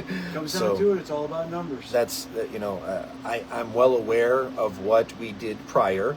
but being that people don't like to listen to what I say for some reason, let's put it in somebody else's hands that's done plenty of tests with other brands and see the results, man. He'll share it to the world on YouTube, and it is what it is. Yep. We have plenty of 4.0 in stock. Hit me up, Terry. Absolutely. What's the difference between the V1 and the V2 heat sinks? 1.3 pounds. And the V1 heat sinks were 98.869% aluminum, and the other percentage was based on some other alloys. I thought in the beginning, because of my lack of knowledge, I thought, being that China was working on our equipment, they would try to cheat and give me a lesser aluminum. I didn't know that the amplifiers need a certain amount of other material to help dissipate heat. 100% aluminum does not dissipate heat well, I guess. That being said, I argued with them and made them give me the highest concentration of aluminum that they would allow me to purchase. So our V1 heat sinks are literally almost 99% clean aluminum. We had issues with the 100HCs getting hot and actually thermaling, even with fans. So that's what the V2 heat sinks were for a lot of the people with the 100HCs that were having issues. But I didn't want them to send 1,500 or however many heat sinks they sent in the colors we already had. I had them sent them to me raw. I had like 500 of them polished. And then we've had the other 500 Cerakoted, which something else we've done many tests on. Anodized versus powder coating versus automotive refinish paint and Cerakote. Cerakote is the one I chose because that's what helped dissipate heat better. That's it. For no other reason. Because there's honestly less color choices in Cerakote, so it doesn't behoove us to do that. And I don't do it. I actually pay to get it done. So if it would have been automotive refinishing, like the ones I was doing in the beginning, I could do them here. It would benefit me more as a company to do that. But the automotive paint does breathe, but it didn't help dissipate the heat. Cerakote actually aided the material in cooling. That's why our version 2 heat sinks have Cerakote colors available. It carries the equivalent, not necessarily more, and that is because it has a large total cross section, which is why most 1/aught car audio equals 2/aught welding as far as weight and thickness. Yes, that's correct. Most. I like that you put that there, Jason. You are correct. Most. That is correct. That's why it's important also to see, especially when it's strands, not, everybody gets so focused on an industry term. And I noticed with wire, a lot of them was strands. Hey, this 1.0 wire has 5,200 strand count. It's definitely better than this one that has 4,600 strand count. Okay, but what gauge is it? People are not thinking about that. If the other one has, the one that has more strands has a lesser gauge or a thicker gauge, does it really have more wire? And then, obviously just look at the end of the wire. How much is actually wire content and how much is jacket? How many times I've done it, how many times have you bought a 1/aught wire and it looks like fucking 8 gauge? It has a nice big jacket around it. You're welcome, Jason. Solid copper bus bar for the win. Copper is well. Copper does well. Honestly, the best conductor of electricity is silver. I found that in the first design of our 50HC, 100HC, and SQ442, and then revisited it again when we were designing the Timbers. Everybody likes to make fun of the speaker terminals on the Timbers, but those are 98.24% silver, gold plated. The gold plating is to help the strength of the silver because it's very soft. If you were to use 100% silver, it would be a great conductor of electricity, but for a speaker terminal or amplifier terminal, it would not last long. Hey, Mike and Jason. I hope you all are doing great. I'm enjoying the live show. Thank you, Robert. Thank you for joining. Eric Strickler. It's also not 100% duty for the 350 amps on one on. Very good. That's something that we didn't talk about as well, is the duty cycle of that. Very important. Can you hit 4.0 with 1.0 reducers and run 4.0 instead? Yeah, if you don't mind, it would be best, not only for the equipment that you have. Just let me know. Let me know what lengths you need, and we'll get it cut and sent out. Newconcepts.com has the 4.0 to 1.0 reducers or design. Okay, so you don't need the reducers. You just need the wire. Just shoot me a text, buddy. We'll get you taken care of. Yes, we blame Eric for that introduction to Josh. So, all right. I have 39 sets of dual inputs. If anyone is interested in a few pair, I will sell them extremely cheap. Okay, I'll take them. Yeah. Shoot me a message and let me know what you want. I'll send you a prepaid label for shipping if you give us the box size and information where it's coming from. My linked fuse blocks take 4.0. Oh, very nice. There you go. So Jason has fuse blocks available that accept 4.0 wire. That's interesting. Wow. I didn't know you have products, Jason. I apologize for my lack of knowledge. I do know I commented on your build, though. This green truck is beautiful. I've seen it in a few posts. So if you built that, props. Even if you didn't, just for owning it, it's beautiful. So I don't know what your products are, and I apologize. But just so you guys know, if you decide to take his fuse blocks, that's on you. I have not tested them. I would love to test something of yours and then be able to promote it on here. Tell me, Jason, if I have your number, if you have mine, please let me know where to purchase one of these or a few of these so I can test them. The less stuff that I have to try to source and build, the better.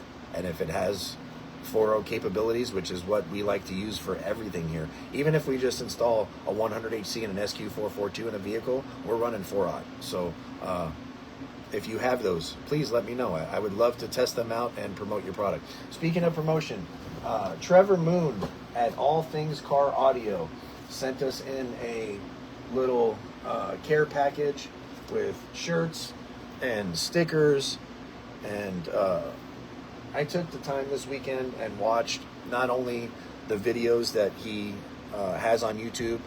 So go to YouTube and check out All Things Car Audio, Trevor Moon.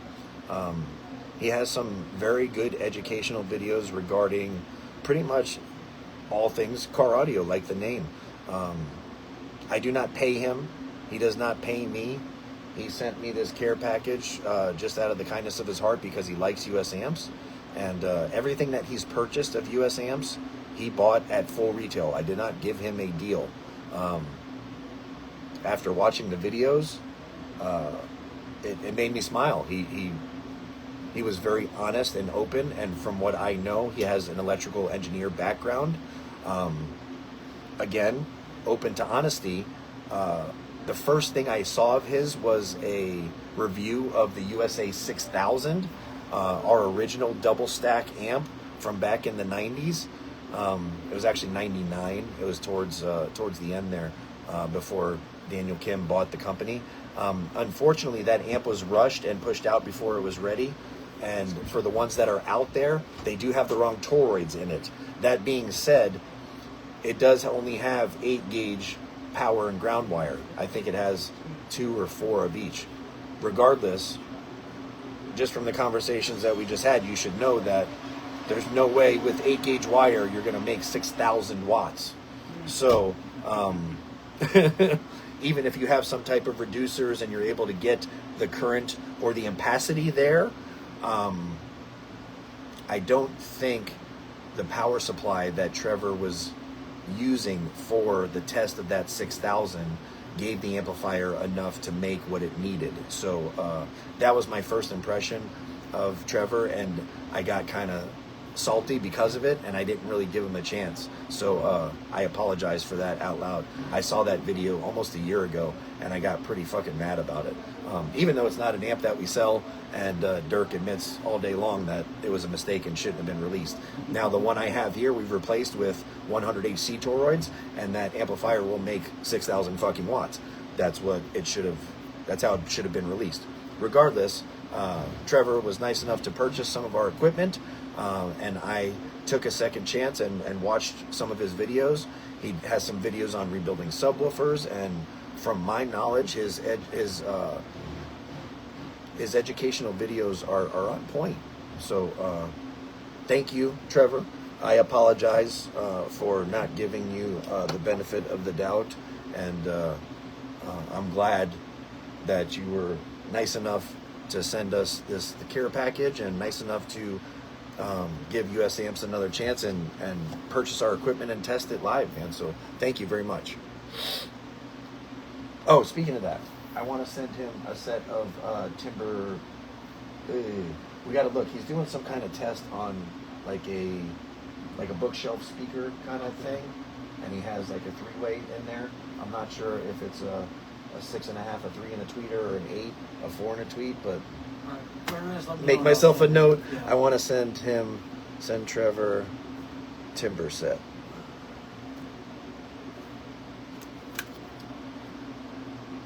All right. Affirm loves me. Trust me, brother. I use them all the time. Actually, I use them for the supercharger that's on my LS motor. Affirm is a great place to start for anyone starting out. I agree, man. I know people that have such a high credit limit, like they use their Affirm to go on vacations. Why do people think they can make someone feel bad for them? They will give them free stuff. You would be surprised, Jason. I get probably 30 to 40 emails a week of people giving me their sad story, and then at the end asking me for equipment. Hi, I'm Joe Blow. I've been Car Audio since 1992, and I think I would present the company well in my system.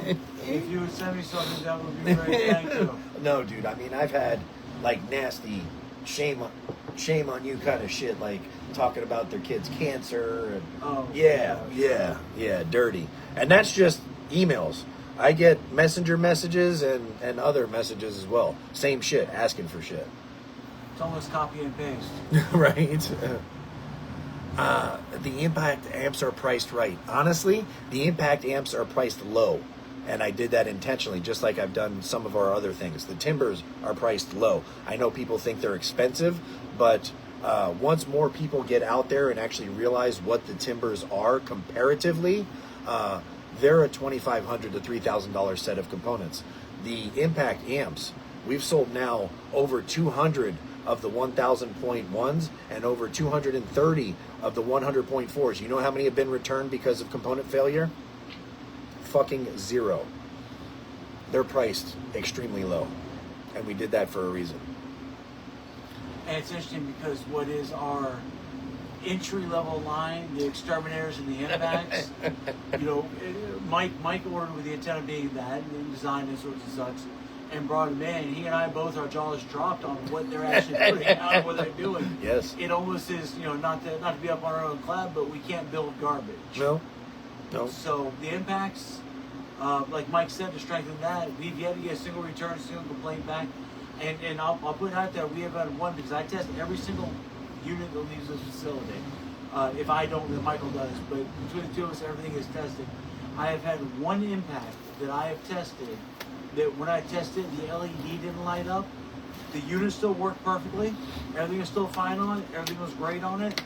So we took it downstairs and we replaced the one on our test bench without because we don't need a light to tell us when it's on. Right. But it still worked perfectly. So we've had 0 returns on them just the same. Well, in the interest of being honest, John Threkold, if you're still on here, you'll notice this box. It says, "Thanks, John." John Threkold was the first person to order Impact amps from us. At the time, I was still waiting on the shipment, so I sent him the actual prototype. And you guys will know that have Impacts, you'll know that it's the prototype because I got my sticker on it. It doesn't have the silk screening on it. He actually was able to damage this amplifier. Not on John. It could have been from the multiple hands here. This thing went from me to Rigo, then to Dirk, then back over here. And I think I had this in a car at one point, and this thing was beat to shit over and over again. I think it was in Sean's car at one point, the Prodigies. And yeah, then I finally sent it to John, and he had an issue with it. So the prototype was the only one that actually component. There was I think a driver on the power supply that popped on it. So, but after getting handed around to him, yeah, people, yes. And let's be real, you give people stuff, they're going to beat the bejeebers out of it. So no telling what the life that thing is lived. Oh yeah, oh yeah. No, like literally with the prototypes, like I purposely, if it has, you know, like these, they have whatever 8 gauge or 4 gauge inputs. If it has 4 gauge inputs, I'm gonna put 8 gauge power and ground on it, and then try to run it balls to the wall on the dyno, because the resistive load puts a lot more stress on it because the ohm load it stays there. It doesn't move like a speaker does. So that's what I would do with that thing. Definitely took a beating. So yes, that's the only one that we've gotten back. Hopefully still on for this weekend. Johnny, yes, absolutely. Johnny's coming this upcoming Saturday. I got to talk to Tony and make sure that he stays Saturday. We are going to go through and put together a system based on what it is that you want in your Silverado. And then I'm hoping that you'll leave it Saturday because we could actually do it now. We only have one vehicle in the shop that's a customer's vehicle. The other one is not coming in immediately. We have probably 2 to 3 weeks. So based on what we spoke about, Johnny, we could probably get your build done in that time. If you come Saturday and we discuss something that you like, everything's in stock. I can probably have a rendering for you done by Monday late for your approval, and we can already start wiring on it. So that's completely up to you, but yes, we are on for Saturday. Renee, what's up, man? I'm waiting to see this build. Renee is, if not the first with Peter, then he's the second. I don't know. They got to work it out. I got to look. I think Renee maybe ordered on June 2nd or June 6th, and Peter ordered on like June 14th. Regardless, those two guys were the first to order Merlin 5Ks. I think you got yours put in. I'd like to see it and hear it, buddy. Have a good day, Robert. Appreciate you, brother. We're going to start on your build here next week. So no rush, though. It's got a home here. You are not in any hurry to come get it. Just went through that on 442. It's a pain in the ass removing all the channel transistors and all the FETs. I'm assuming, are you working on an SQ442? Okay. I think maybe he was talking in general back when we were talking about amp repair. Oh, gotcha. I have a question regarding power to Merlin 5K. Looking for a middle ground. Oh, shit. Anthony, did we get him everything? Anthony, shoot me a text. I know you were waiting on something. I'm not sure. I feel like I forgot to give you something. Shoot me a text, please. I have a question regarding Merlin power to Merlin 5K. Looking for a middle ground or place to start researching for a build. I'm not sure of the question, Roberto Adamsuela, but power for a Merlin 5K, just like Rigo said earlier, you know, pretend that it's a 10,000 watt amplifier because it does make, you know, upwards of 8,500 watts without an issue. That being said, if you're new to car audio, like, you know, we have a lot to talk about, so I'm not sure what you're asking for. Are you going to run AGM up front? Are you going to, you know, get rid of the AGM and just run a big lithium bank? How do you plan on powering the Merlin 5K? You know what? Let's make this easy here. Roberto, email me, jason@usampsinc.com, and we'll get this worked out. Yes. And that's for anybody, just the same. If not that, hit me up on Facebook, Jason Swain, aka Guy with the Meter. If you ever have questions about anything to do with our equipment, with installation, with anything, hit me up. If I don't know it, then Michael knows it. If Michael doesn't know it, the guys here, you know, we are a plethora of resources around here. Yes. nobody knows 100%, and the person that says they know 100% actually knows. He's full of shit. Yeah. And that's why Michael and Harry and I and Tony and Larry all just feed off of each other to make the better products, to give the installs that are correct, to not skip corners, to not. And I'm not trying to blow any company on blast or anything of the nature, but not to go to Alibaba.com and get a whole line of multicolored amplifiers and scribble our name on it and say, hey, look at this, it's wonderful.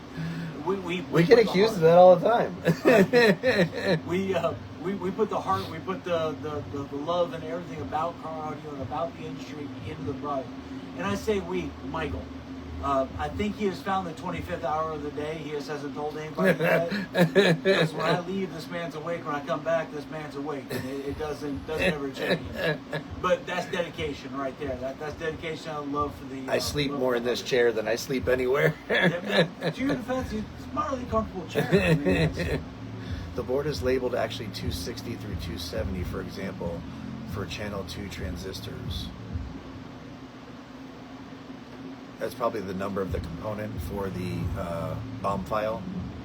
Samir, what's up, my brother? I want to see what that Merlin 250.4 could do. Okay, yes. Sorry, I'm trying to catch up on all the questions, and plus I run my fucking mouth too much. Flapping the gums. What are some of the numbers that you guys have been putting up at some shows? Been hurting some feelings. Okay, I can hop on that one. Okay, yeah. That's an open question, sir, because we've got the SQ people, in which with the Del Sol and things of that nature, we've got a pack full of component sets that had 2 12s in it, I believe. What's that? The Del Sol. Del Sol has 2 12s. Had 2 12s in it, which is a good, well-sounding vehicle, but with all the mids and highs in the doors. We had the late 80s Bronco that was, or Tahoe that was in here. Gosh, that truck had so many blasted speakers, it looked like a floor display instead of a big box at Best Buy. But the thing is that they could open all 5 doors, that's front, rear, and hatch, full tilt it, walk away, go get lunch. Come back and it's still playing just as perfectly clean as it's been. But then you got the total opposite side of the spectrum. We got Brandon Gardner's vehicle, in which he's upsetting people in the lanes. Yes. That man goes out there and every time beats a higher score and a higher score, and it's only on 2 subs in his car. Right. You've got my Suburban, where I've got the 415s in there, and I'm wrecking the lows out of it. So we build a little bit of everything. We're not so much a specialty company that builds only SPL or only. Well, I don't think people realize that John Centers has been using our equipment in his car now for going on 3 years, and I think this year is the 2nd year in a row that he's had to run pro, and in his class he's won for sound quality. Joseph Davis also runs in those same groups up there, and that's Emma, Mask, Iasca, and EAC. If I'm missing one, please correct me. But ECA? EAC? That sound right, Eastern Car Audio. Yeah. I don't know. Yeah, I don't follow anymore. And honestly, I probably should pay more attention. But when we first came back, I really thought that sound quality was going to be our niche. But I love it. Don't get me wrong. And obviously, I had a vehicle built to compete. But I don't like that there's a lack of... There's too much bias involved in the judging. I'm not saying that somebody's going to not be honest, but I'd rather see a machine measure something.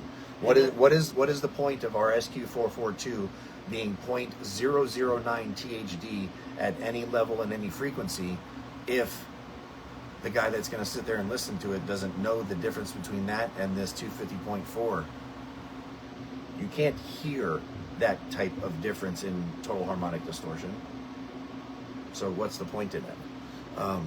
I think, and what I learned over that time, that there's a lot of people that, just like the US amps, people love US amps and they don't want to hear anything else, But the sound quality groups, there was, you got your competitors, and there's not a lot of them like there is SPL and, Well, and I didn't feel like anybody really wanted to hear anything we had to say. No, and that's what I was going to add into it. There is that for the time I've been to it, I never got into sound quality. My organization that I run is all SPL. It's all street beats. It's all things like that.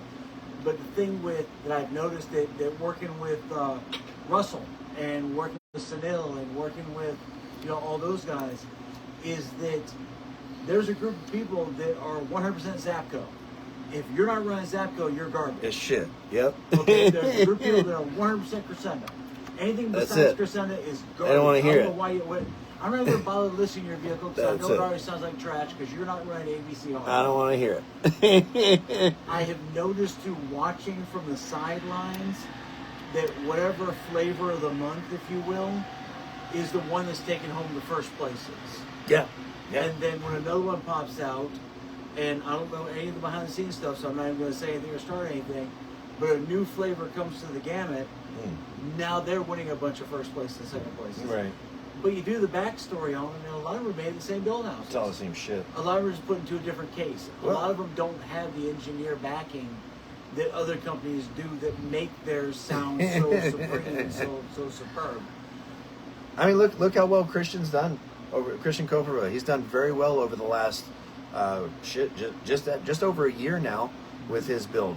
And until I mentioned it on the live that those amplifiers are all Class D, now all of a sudden he's losing points. Yeah, that's right. He was running impacts in there, wasn't he? He has one impact and he has 4 or 5 of the Merlin version 1 Merlin 1000.1s. Yeah. The car sounds phenomenal.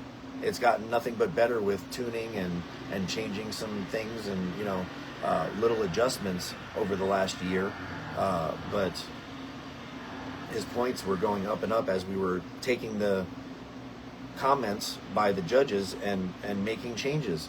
Now, I think it was 3 weeks ago, maybe 4 weeks ago on the live, I mentioned that it was kind of funny that nobody knew that those were Class D amplifiers, and now all of a sudden, like the very next score of his was lower, so they want to change to Class AB. Doesn't know it make it sound totally Yeah, good. of course. Come on, man. I forgot to mention Dennis Susi. Dennis doesn't really run SPL, even though he could, because that truck is extremely loud. God, he could. But I honestly think Dennis is in line to take everything this year in his class. And rightfully so. Truck sounds fucking If amazing. you haven't heard his vehicle or seen his vehicle, he's got, was an all-white, is that a Dodge? Or Betty White, yeah, that's a Dodge. Dodge 3500? 3500 crew cab dually bag. All white, with a white topper on, solid white topper, blacked out windows, bagged, rides a trailer, not rides a trailer, pulls a trailer. It was originally a work truck, like plastic floor, there's the rubber liner, like those rubber seats, and he went and bought like the Laramie interior out of another truck, and man, it's beautiful, man. You can feel every ounce of everything that's gone into that truck. It's beautiful. It sounds amazing. He pops the tail of that thing, and I sat there with my eyes wide open, just absorbing everything when I first saw it, because it's the precision and quality that went into it, without even turning it on. Yeah. You can tell it's going to sound damn good. Yeah. So. Yeah. No, he did well, but numbers wise, I think he's gonna take it this year. So that's sound quality. But SPL, I don't think I put any. Oh, did I do? I ran the Z28, but we only did like 153 or something at 20. I'm hoping. Actually, you know what? Forget hope. For the finals, which US Amps is sponsoring, we are the main sponsor of the Florida State Car Audio Finals here in Hernando County. Yep. Yep. And the Hernando County Fairgrounds. Hernando County Fairgrounds. October, the first weekend of October. We will have the Team US Amps Dodge Raider out there. We will have the Z28 back together and out there. The Range Rover will be out there. Jason's truck will hopefully have the mids and highs done by then, and the new enclosure. We're working on a new enclosure design for that. I think the Team US Amps little Nissan might be done if the original owner that contacted me last week doesn't buy it back. Yeah, the guy that originally built it in honor of his friend. He messaged me and he wants it back, so That's it. I'm gonna make it available to him because of that. What else? Real quick, while you're thinking, Peggy Crawford, which is one of the original OGs. Miss for Peggy, for Miss USF. Peggy. Sorry I'm late. I just got home from the hospital with Ron. Oh, he has a shoot. bad infection in his leg. Peggy, all of us here, wish him the best. Hope everything goes wonderful with him. Hope for a positive, speedy recovery. Absolutely. No question. Absolutely. You guys are in our prayers.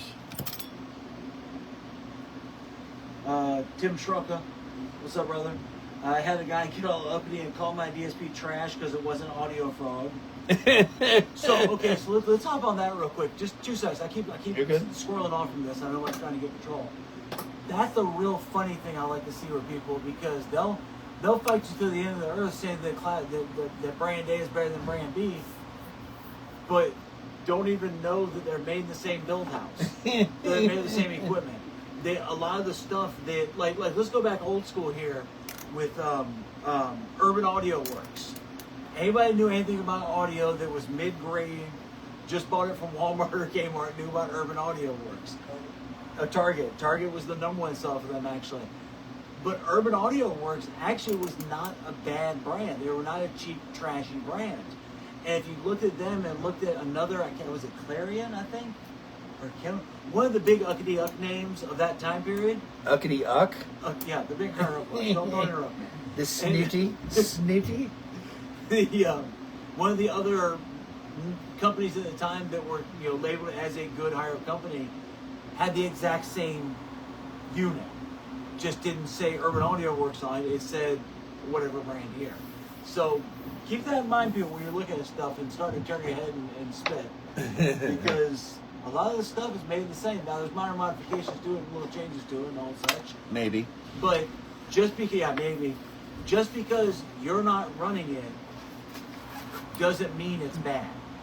Because if that's the case, I'd be still stuck with Pioneer, one of the first audio companies that I ever worked with my vehicle. I would never branch away from that. So, I don't see any smoke, Mike. Everything okay? Seems to be reading something and there's no signal. Oh, well, fair enough. Okay. Mic measurements, device judging. Okay, yeah, so Nick says the same boat, mic measurements, bias judging. To this day, I wonder how many of the SQ judges come from an actual music performing arts background, and I know what's perceived sound as an instrument is in person. A musician's trained error holds some value on crucial listening. Just my thoughts. So, let me throw my buddy out there real quick. Russell Jones, which is for Florida, anybody doesn't know him, he used to be Mecca. Sorry. Excuse, Mike. I appreciate Sorry. that. Sorry. And now he runs Bass Wars for Florida, which is doing quite well. And anytime we're in the show, I push him and he pushes for us. So we try to do it to hold each other. Yes.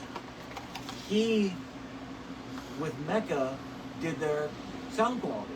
And I believe for Bass Wars, they have something they couldn't see that, I don't know. Sound quality is not my gamut. So he has proven to me a lot of what his beliefs are and what he hears. Just for the time that I've worked with him helping with the org, he said, okay, now I gave this because I heard that. Did you hear that? And I think, well, shoot, I didn't even think about that, but yeah, I did hear that. So you don't think about it until it's something you're dedicated to looking into. Russell just isn't some guy that has set of speakers when he was a kid. He's got his car audio degree. He actually has certificates from the Installers Institute and has been through training for this. And then when he was with the install company he works for over on the East Coast, they have actually sent him to classes to learn the products, to learn about the products, to learn what makes the products the products.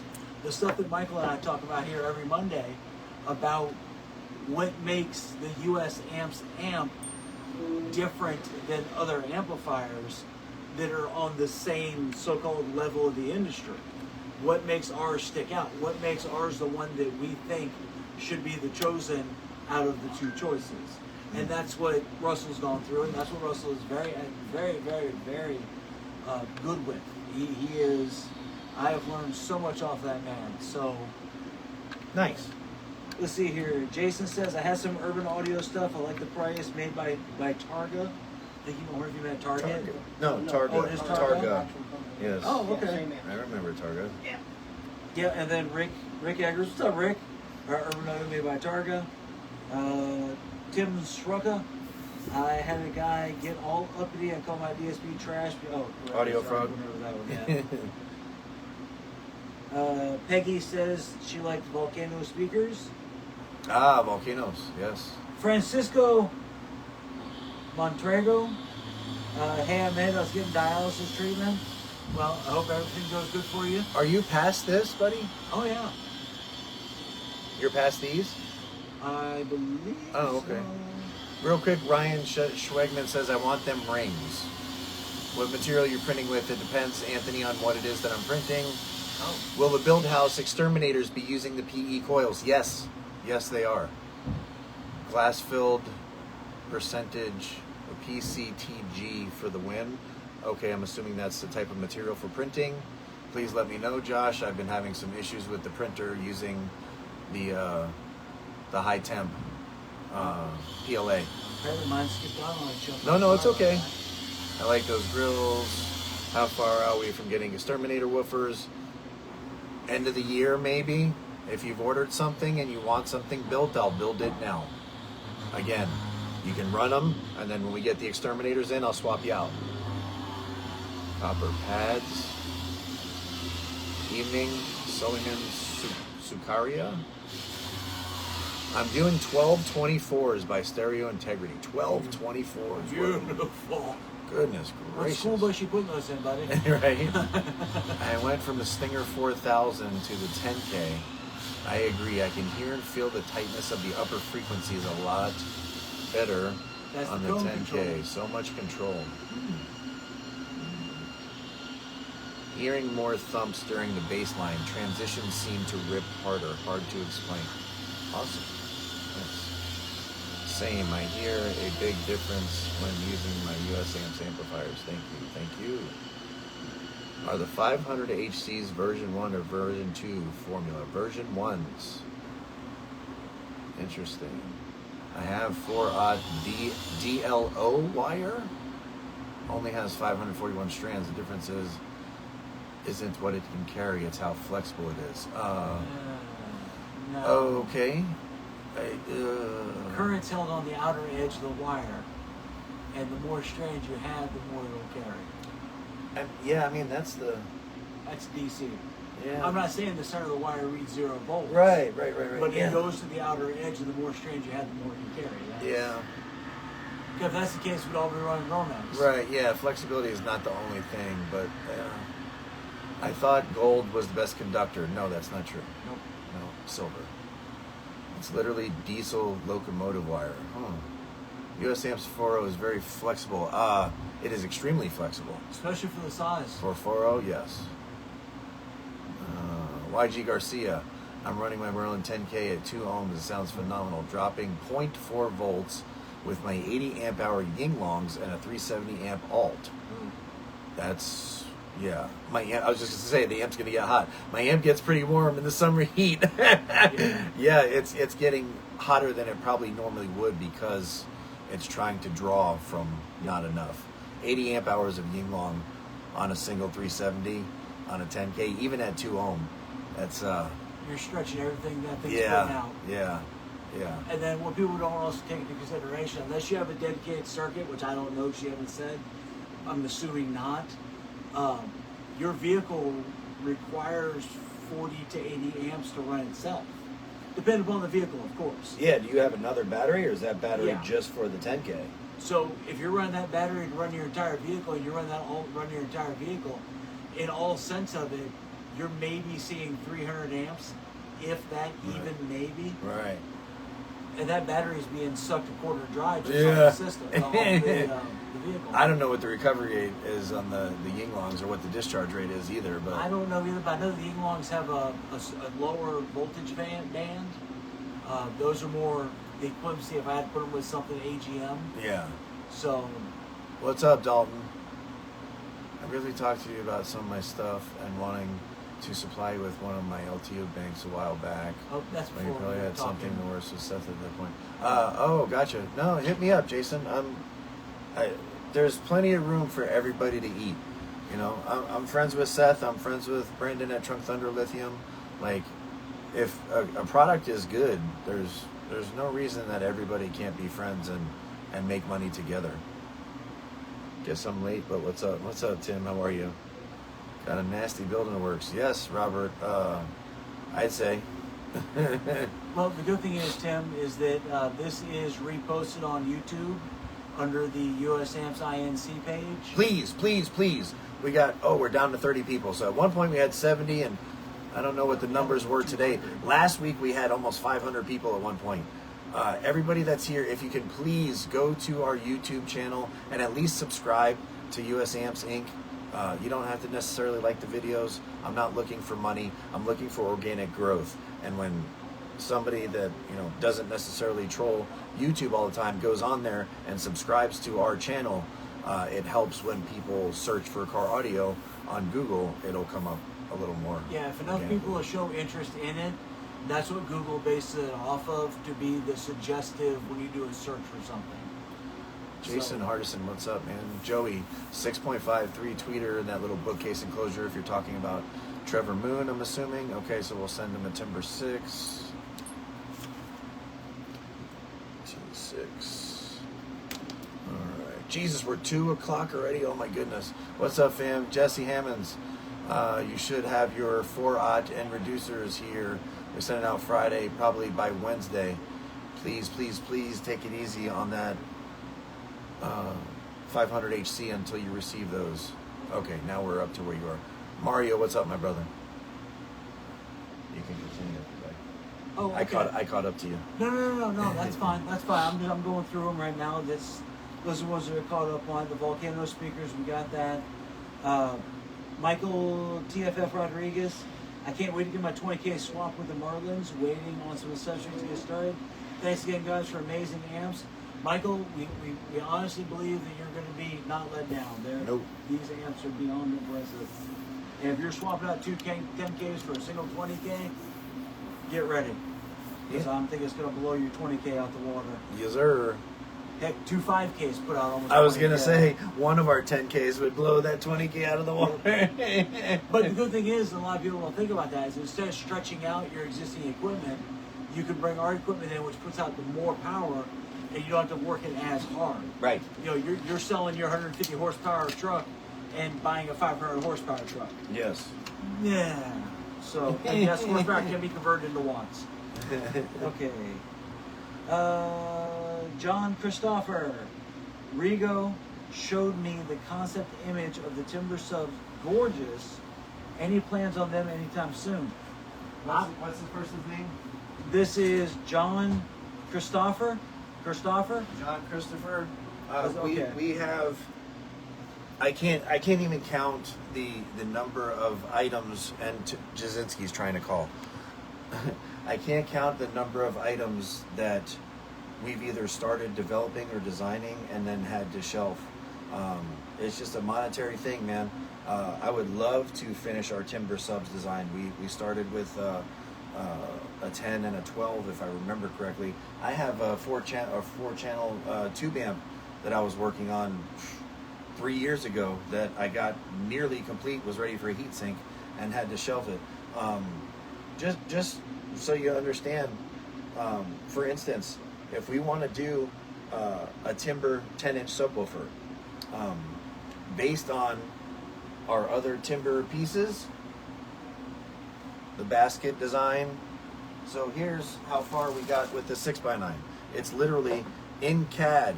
This is a 3D printed version of the basket, but the basket is done. We already have the magnet in place, the 3-inch voice coil in a 6x9. Like, we're here. Like, we have this much done already.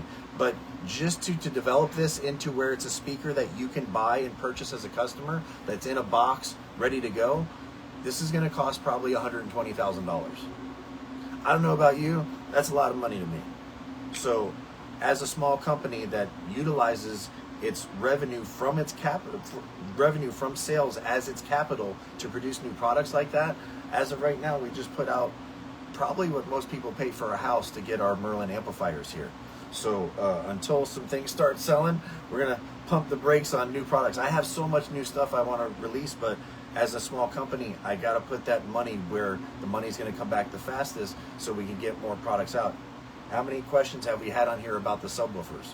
There's people that want subwoofers. We got to get the subwoofers out. Not everybody wants a subwoofer that we build here. They would rather have it built by a build house. There's some people that would rather have us build them here, but we're trying to get everything we can as a brand, so where you can go to usampsinc.com and pretty much order your entire system, whether you're on a high school, kids budget, or you're in your 50s and you want to build your last big build. So midlife crises pay off in the long run. So we've got two more here. I'd say go ahead with the Merlin. Yes. But all right. So John just did him.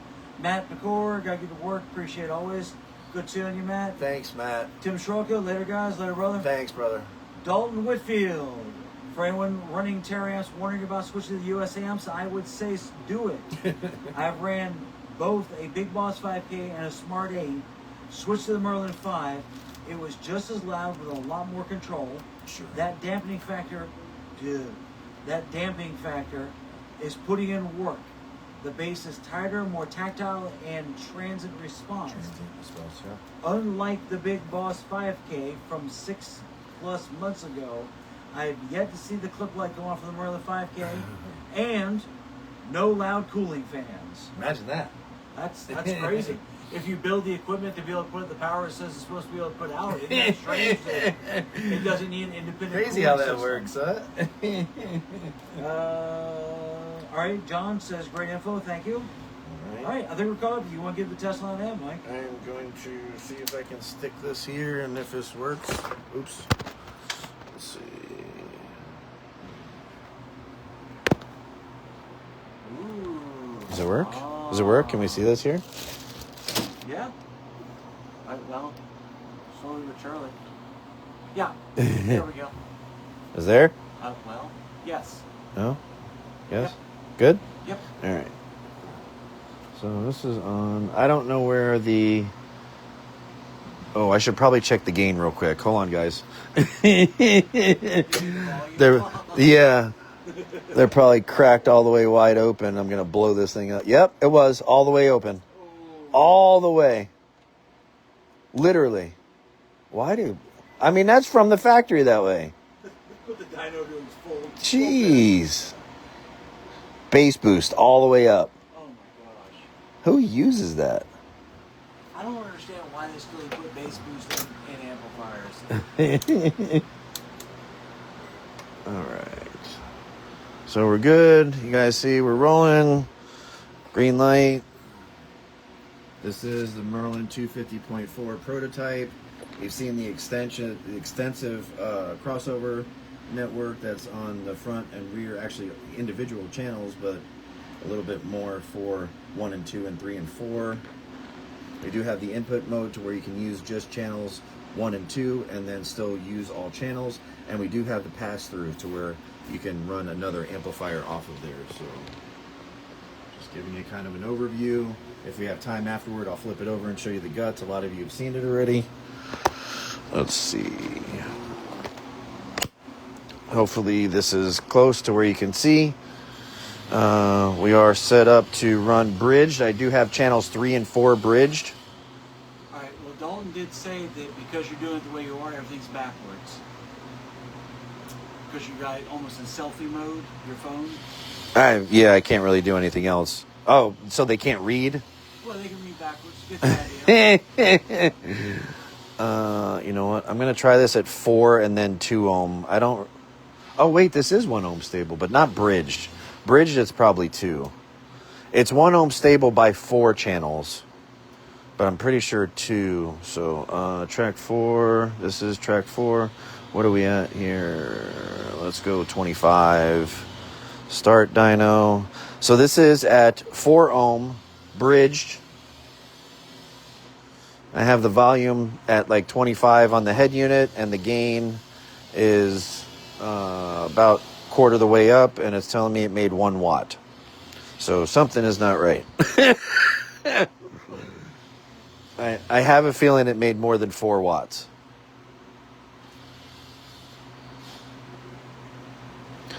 Did I damage this thing? Did I damage the dyno? What's that noise? That's the guy downstairs. No, I thought I heard myself talking. You have it on. Or is it this filter thing? Let's see. I'm just double checking. You're good, buddy. You're good. You're good. Oh, maybe the subwoofer output of the head unit? Nope. Mono input. You got it on 4-channel and not 2. Because over here you've got it bridged. There's a switch on it. I don't know why that would make a difference in the output. Did you switch it? No, I didn't touch it. Oh. Because this is your game. When it blows up, won't be your fault. Hey. No. All right, let's see. No, that was before. I just didn't reset it.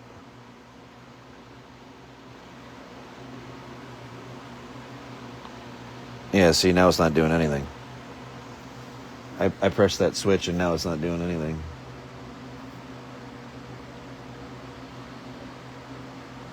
One and two.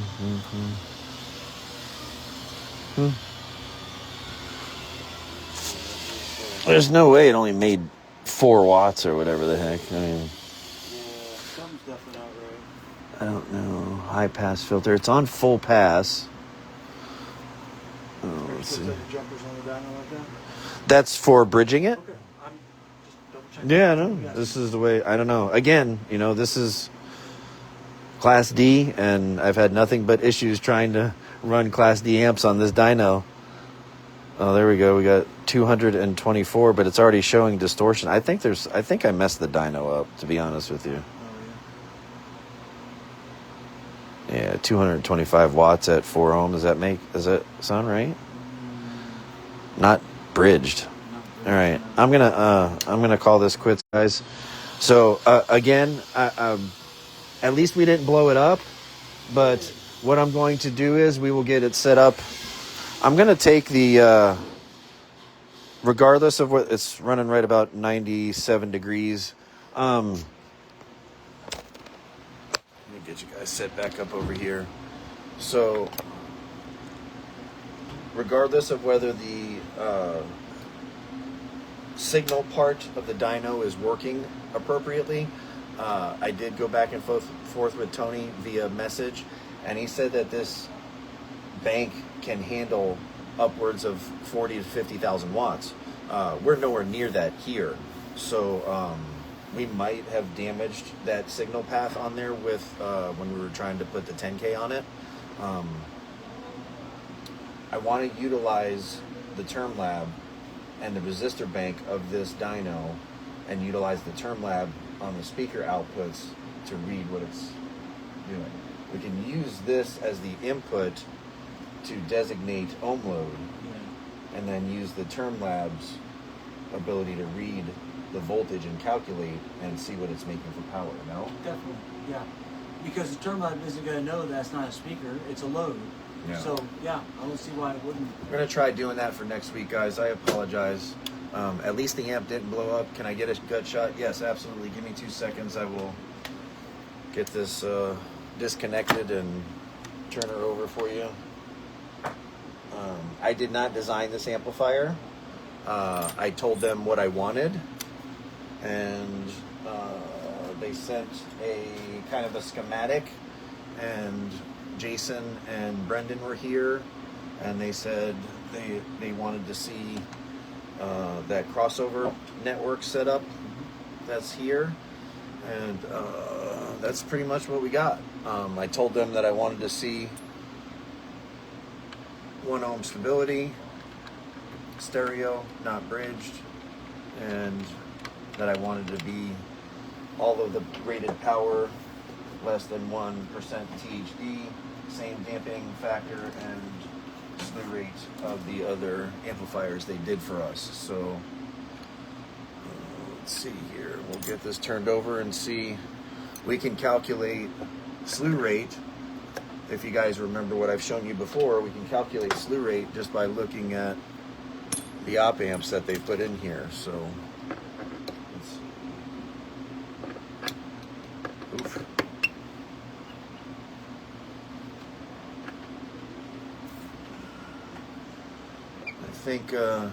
I think the 10K officially broke the dyno. I don't know. Yeah. It seems to have a problem with Class D, but I've tested 442s, I've tested 100 HCs on it since we put the 10K, and I've had no problems. It still tests the Class A B amps without an issue. So I'm not sure. I don't know. All right. Can I put this? Hey. I'm gonna get this plexi pulled off because it is cracked and it does have a little glare on it anyway. I want to see if we can see what it has for op amps so we can look them up and determine slew rate.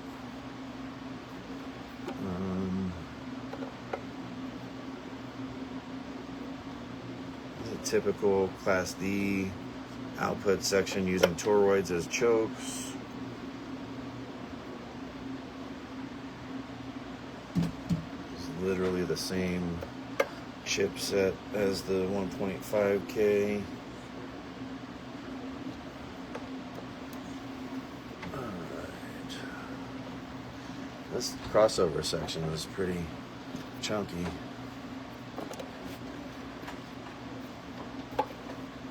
Alright. Let's see here. I'll give you guys a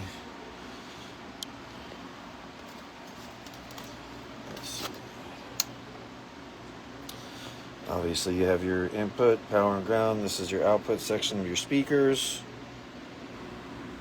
Power supply. If there's anything you need to know, let me know, and I'll gladly try to determine what you're asking or give you information based on what it is you're looking for.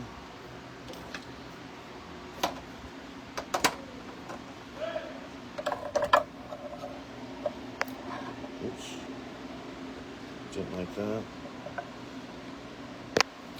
Alright, so give me 1 second. Let me set you guys down for a second. I want to put this light on my neck so I can see because I'm couldn't.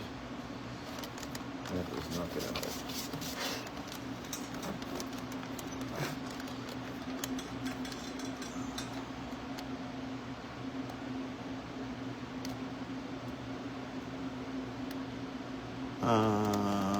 Jason, can you look this up for me? Sure. Go ahead. Texas Instruments, TL072. I'm pretty sure that's like 12 VUS. That's it, TL072? Yes, sir. Oh, well, op amp. Yeah, 8-pin package. Yeah.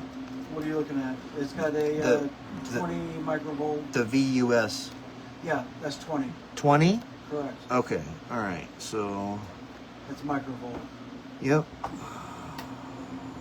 1, 2,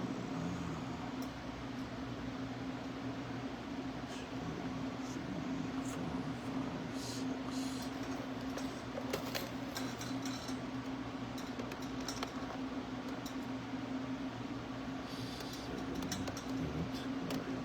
7, 8, 9, 10, 11. Wow. Whoa. What's up, man? So you said 20 VUS? Correct. 20 times 20? That's 400? Correct.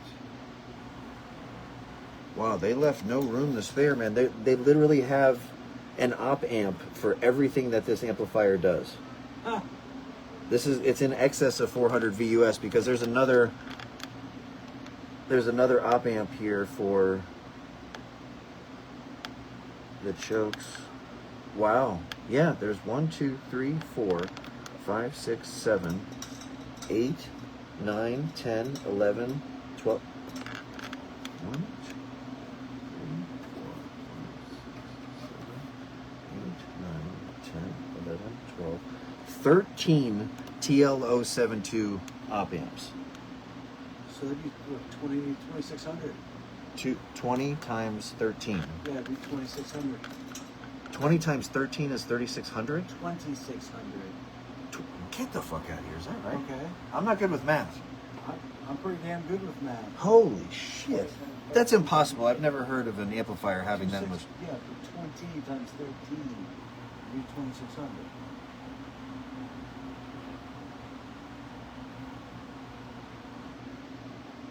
Times 13. 260, like I said. Oh, 260. I'm sorry, I don't know where I got Okay. zero from. Hey, you know what? Honestly, still, how many amplifiers have you heard with a 260 slew rate? Also not good with math. It's actually not that good, but I thought it was a lot more. So we have, what is this other one here? Because that's what controls that from there to there.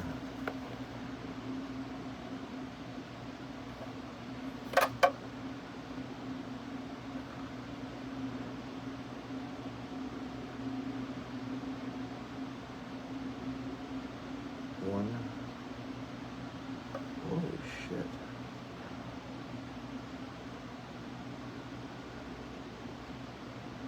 Three, 4, 9P? Oh, you want me to look up another one? Yes, 349P. TI again? Yes.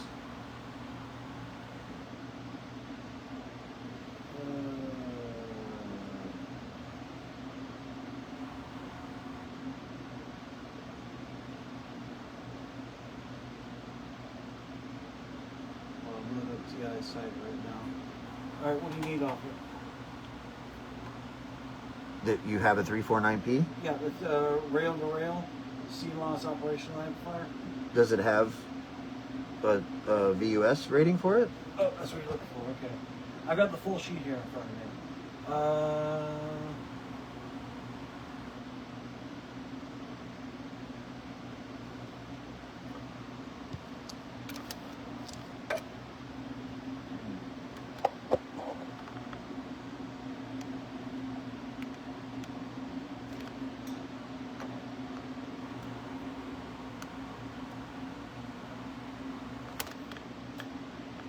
Hobby work, guys.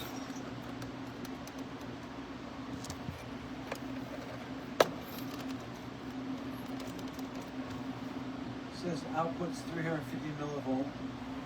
It doesn't have a VUS rating? I'm not seeing it on this sheet. All right.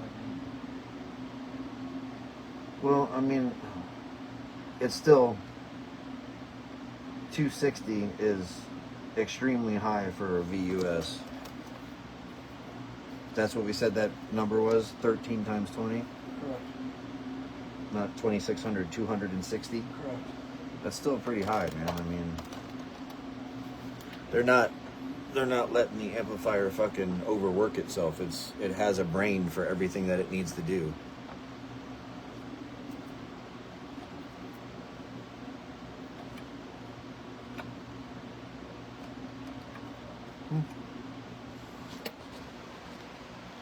Sorry, I didn't realize you guys were just sitting there looking at the top of Jason's head the whole time.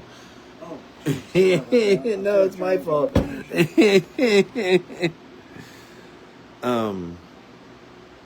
Yeah, if I can get up and actually test this thing, if it puts out the... So I don't know, you guys that are watching, if you saw the preliminary Audio Precision 2322 test results.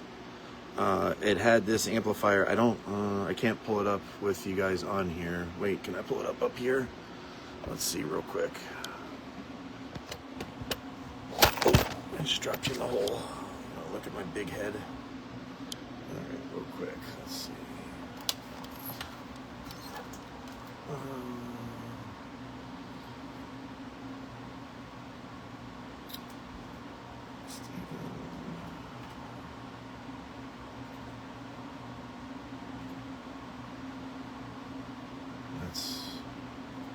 Oh shit, it's half ohm stable? Oh, it's 1.5K. Ah!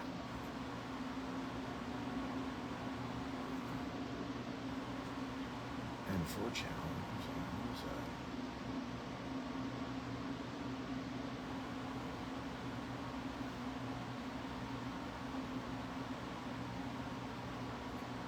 see one thing here. Where's the rest? Oh, there we go. Oh, It's got a slew rate of .02. yeah, anything that's, I mean, we're already at 260, so anything that's over that, I mean, it's gravy. I've never seen anything with that high a slew rate, Yeah. especially a Class D amplifier. So at 1 ohm,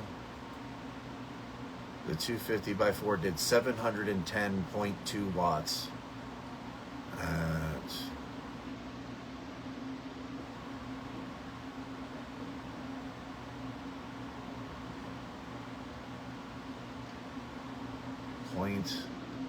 point oh six THD. That's not bad, It's man. not bad for. So if it actually tests out like that, let me see. Did they give me bridge test results? 250.4. So we just tested it at 4 ohm, and that thing was telling me 7 watts. It says it does 276.7. That's just at 1% total harmonic distortion. I wonder why the distortion goes up with lower power rating and the lower ohm load. That's strange. Yeah. It actually makes cleaner power at the high. Wow, that's strange. Huh. 4, 2, 3, 4. But it doesn't show the bridged, so they must not have bridged it and given me results.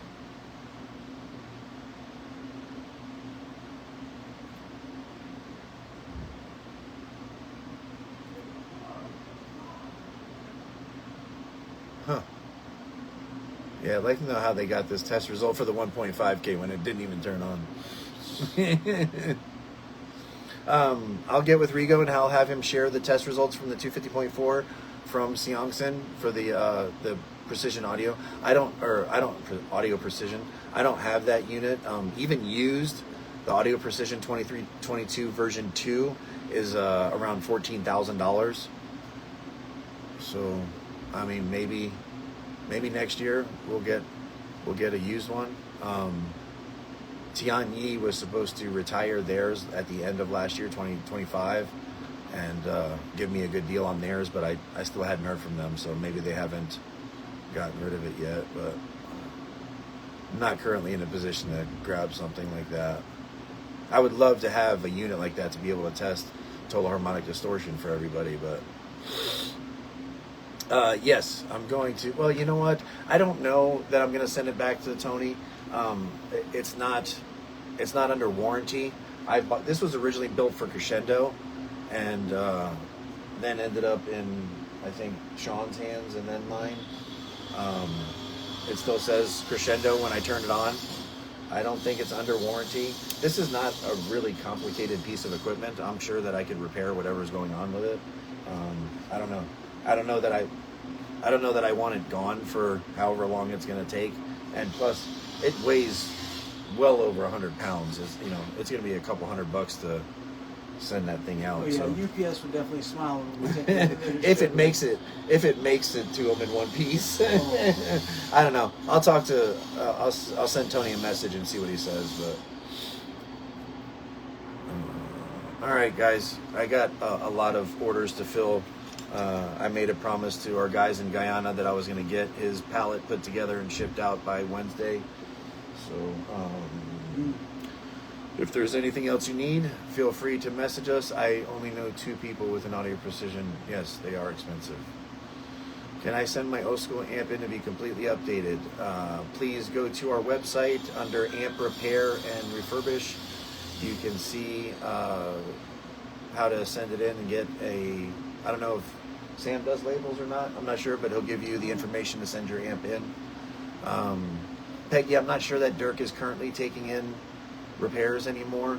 I know he's been pretty overwhelmed with the CNC machines that they're assembling over at Mr. Kim's building, and yeah, no, I wish he was, but I don't want to speak for him.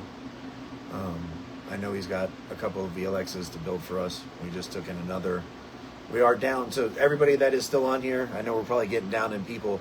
We are down to 11. There are 11 units left of the 30th anniversary of the VLX 400. They are built by Dirk alone. I do not touch these amplifiers. I sent him 2 of the new 500 HCs, and he internally straps them. They are color of your choice. They do come with a custom, I guess, carrying case. Not that you would want to carry something that big, but it keeps it safe. And it also comes with a lithium bank to power it. You are looking at approximately 20,000 watts of Class AB power, and it's one of only 30 available. And this is probably one of the last few things that Dirk will ever build, you know, with his hands anymore. He's not wanting to do it anymore, and I don't blame him. I got 5 years under my belt. I don't know how he's been doing it for, 30 plus. So, but he is doing these himself. So, yeah, Chad, go to usampsinc.com. Everybody go to usampsinc.com. Place your orders. I'm going to put something together with, I'll talk with Rigo later on today. We might do a little sale for 4th of July, in honor of the veterans and, everybody that served and our country's freedom, man. You guys don't realize until you go to other countries how good we have it here. So please take the time to spend with your family. And thank you for being part of ours, the US Amps family. Thank you guys very much. Go to YouTube and subscribe and check out the videos. What you want to see next week, please throw us some ideas of what you want to see on Mondays with Mike and Jason next week. And don't forget about Ramblings with Jason and Russell on Sunday night at 9. Thank you to All About Car Audio, Trevor Moon, Seth, and all the guys over, Daniel over at Glow Voltage, Brendan at Trunk Thunder Lithium, and is that it? I think that's about it. That's it? If that's all you got, don't forget to check me out, like Mike said, on Sundays. Hit me up if you have any questions, comments, or concerns. Jason at usampsinc.com. That's my email address here. If I don't get to you on the day you sent it, my apologies. I want to take the time to dedicate to everybody individually and not just give the generic, okay, thank you, send. Okay, thank you, send. Okay, thank you, send. The Merlins are up to date. The 442s, I've got about another day worth of shipping those out, and then I'll start fulfilling the orders and backing up for those, for the impacts and everything else, and more orders that are coming for the others. We do appreciate everybody's patience throughout all of this. Yes. As those that have received their product have found that for good product comes good time, for good time comes good product. Yes, yes. And it's worth the wait because we're not going to a cookie cutter and slap our label on and say, Never. ship it out. Never. So, we are looking forward to testing a new 5-channel version of our Impact line. We didn't release the other one because it didn't quite make the power that we wanted. And we also have a little bit stronger powered Impact amp coming for those of you that like the 1000.1, but it's not quite the power you want. You want to maybe go to a little bit bigger. We might have an option available for that soon. I don't want to talk about it yet until we know for sure it's en route, but we'll see. Eric, we just counted up the slew rate on this, if we were referring to this amplifier. The damping factor is a little bit longer of an algorithm. I'm glad to share it, but again, as I said earlier, I'm not good with math. It would be a pretty boring show, but I'll gladly share the algorithm for, I guess, equating or coming up with what damping factor is. Thank you guys very much. Thank you, Miss Peggy. I appreciate you joining, and have a good day. Thanks, guys. thanks, guys.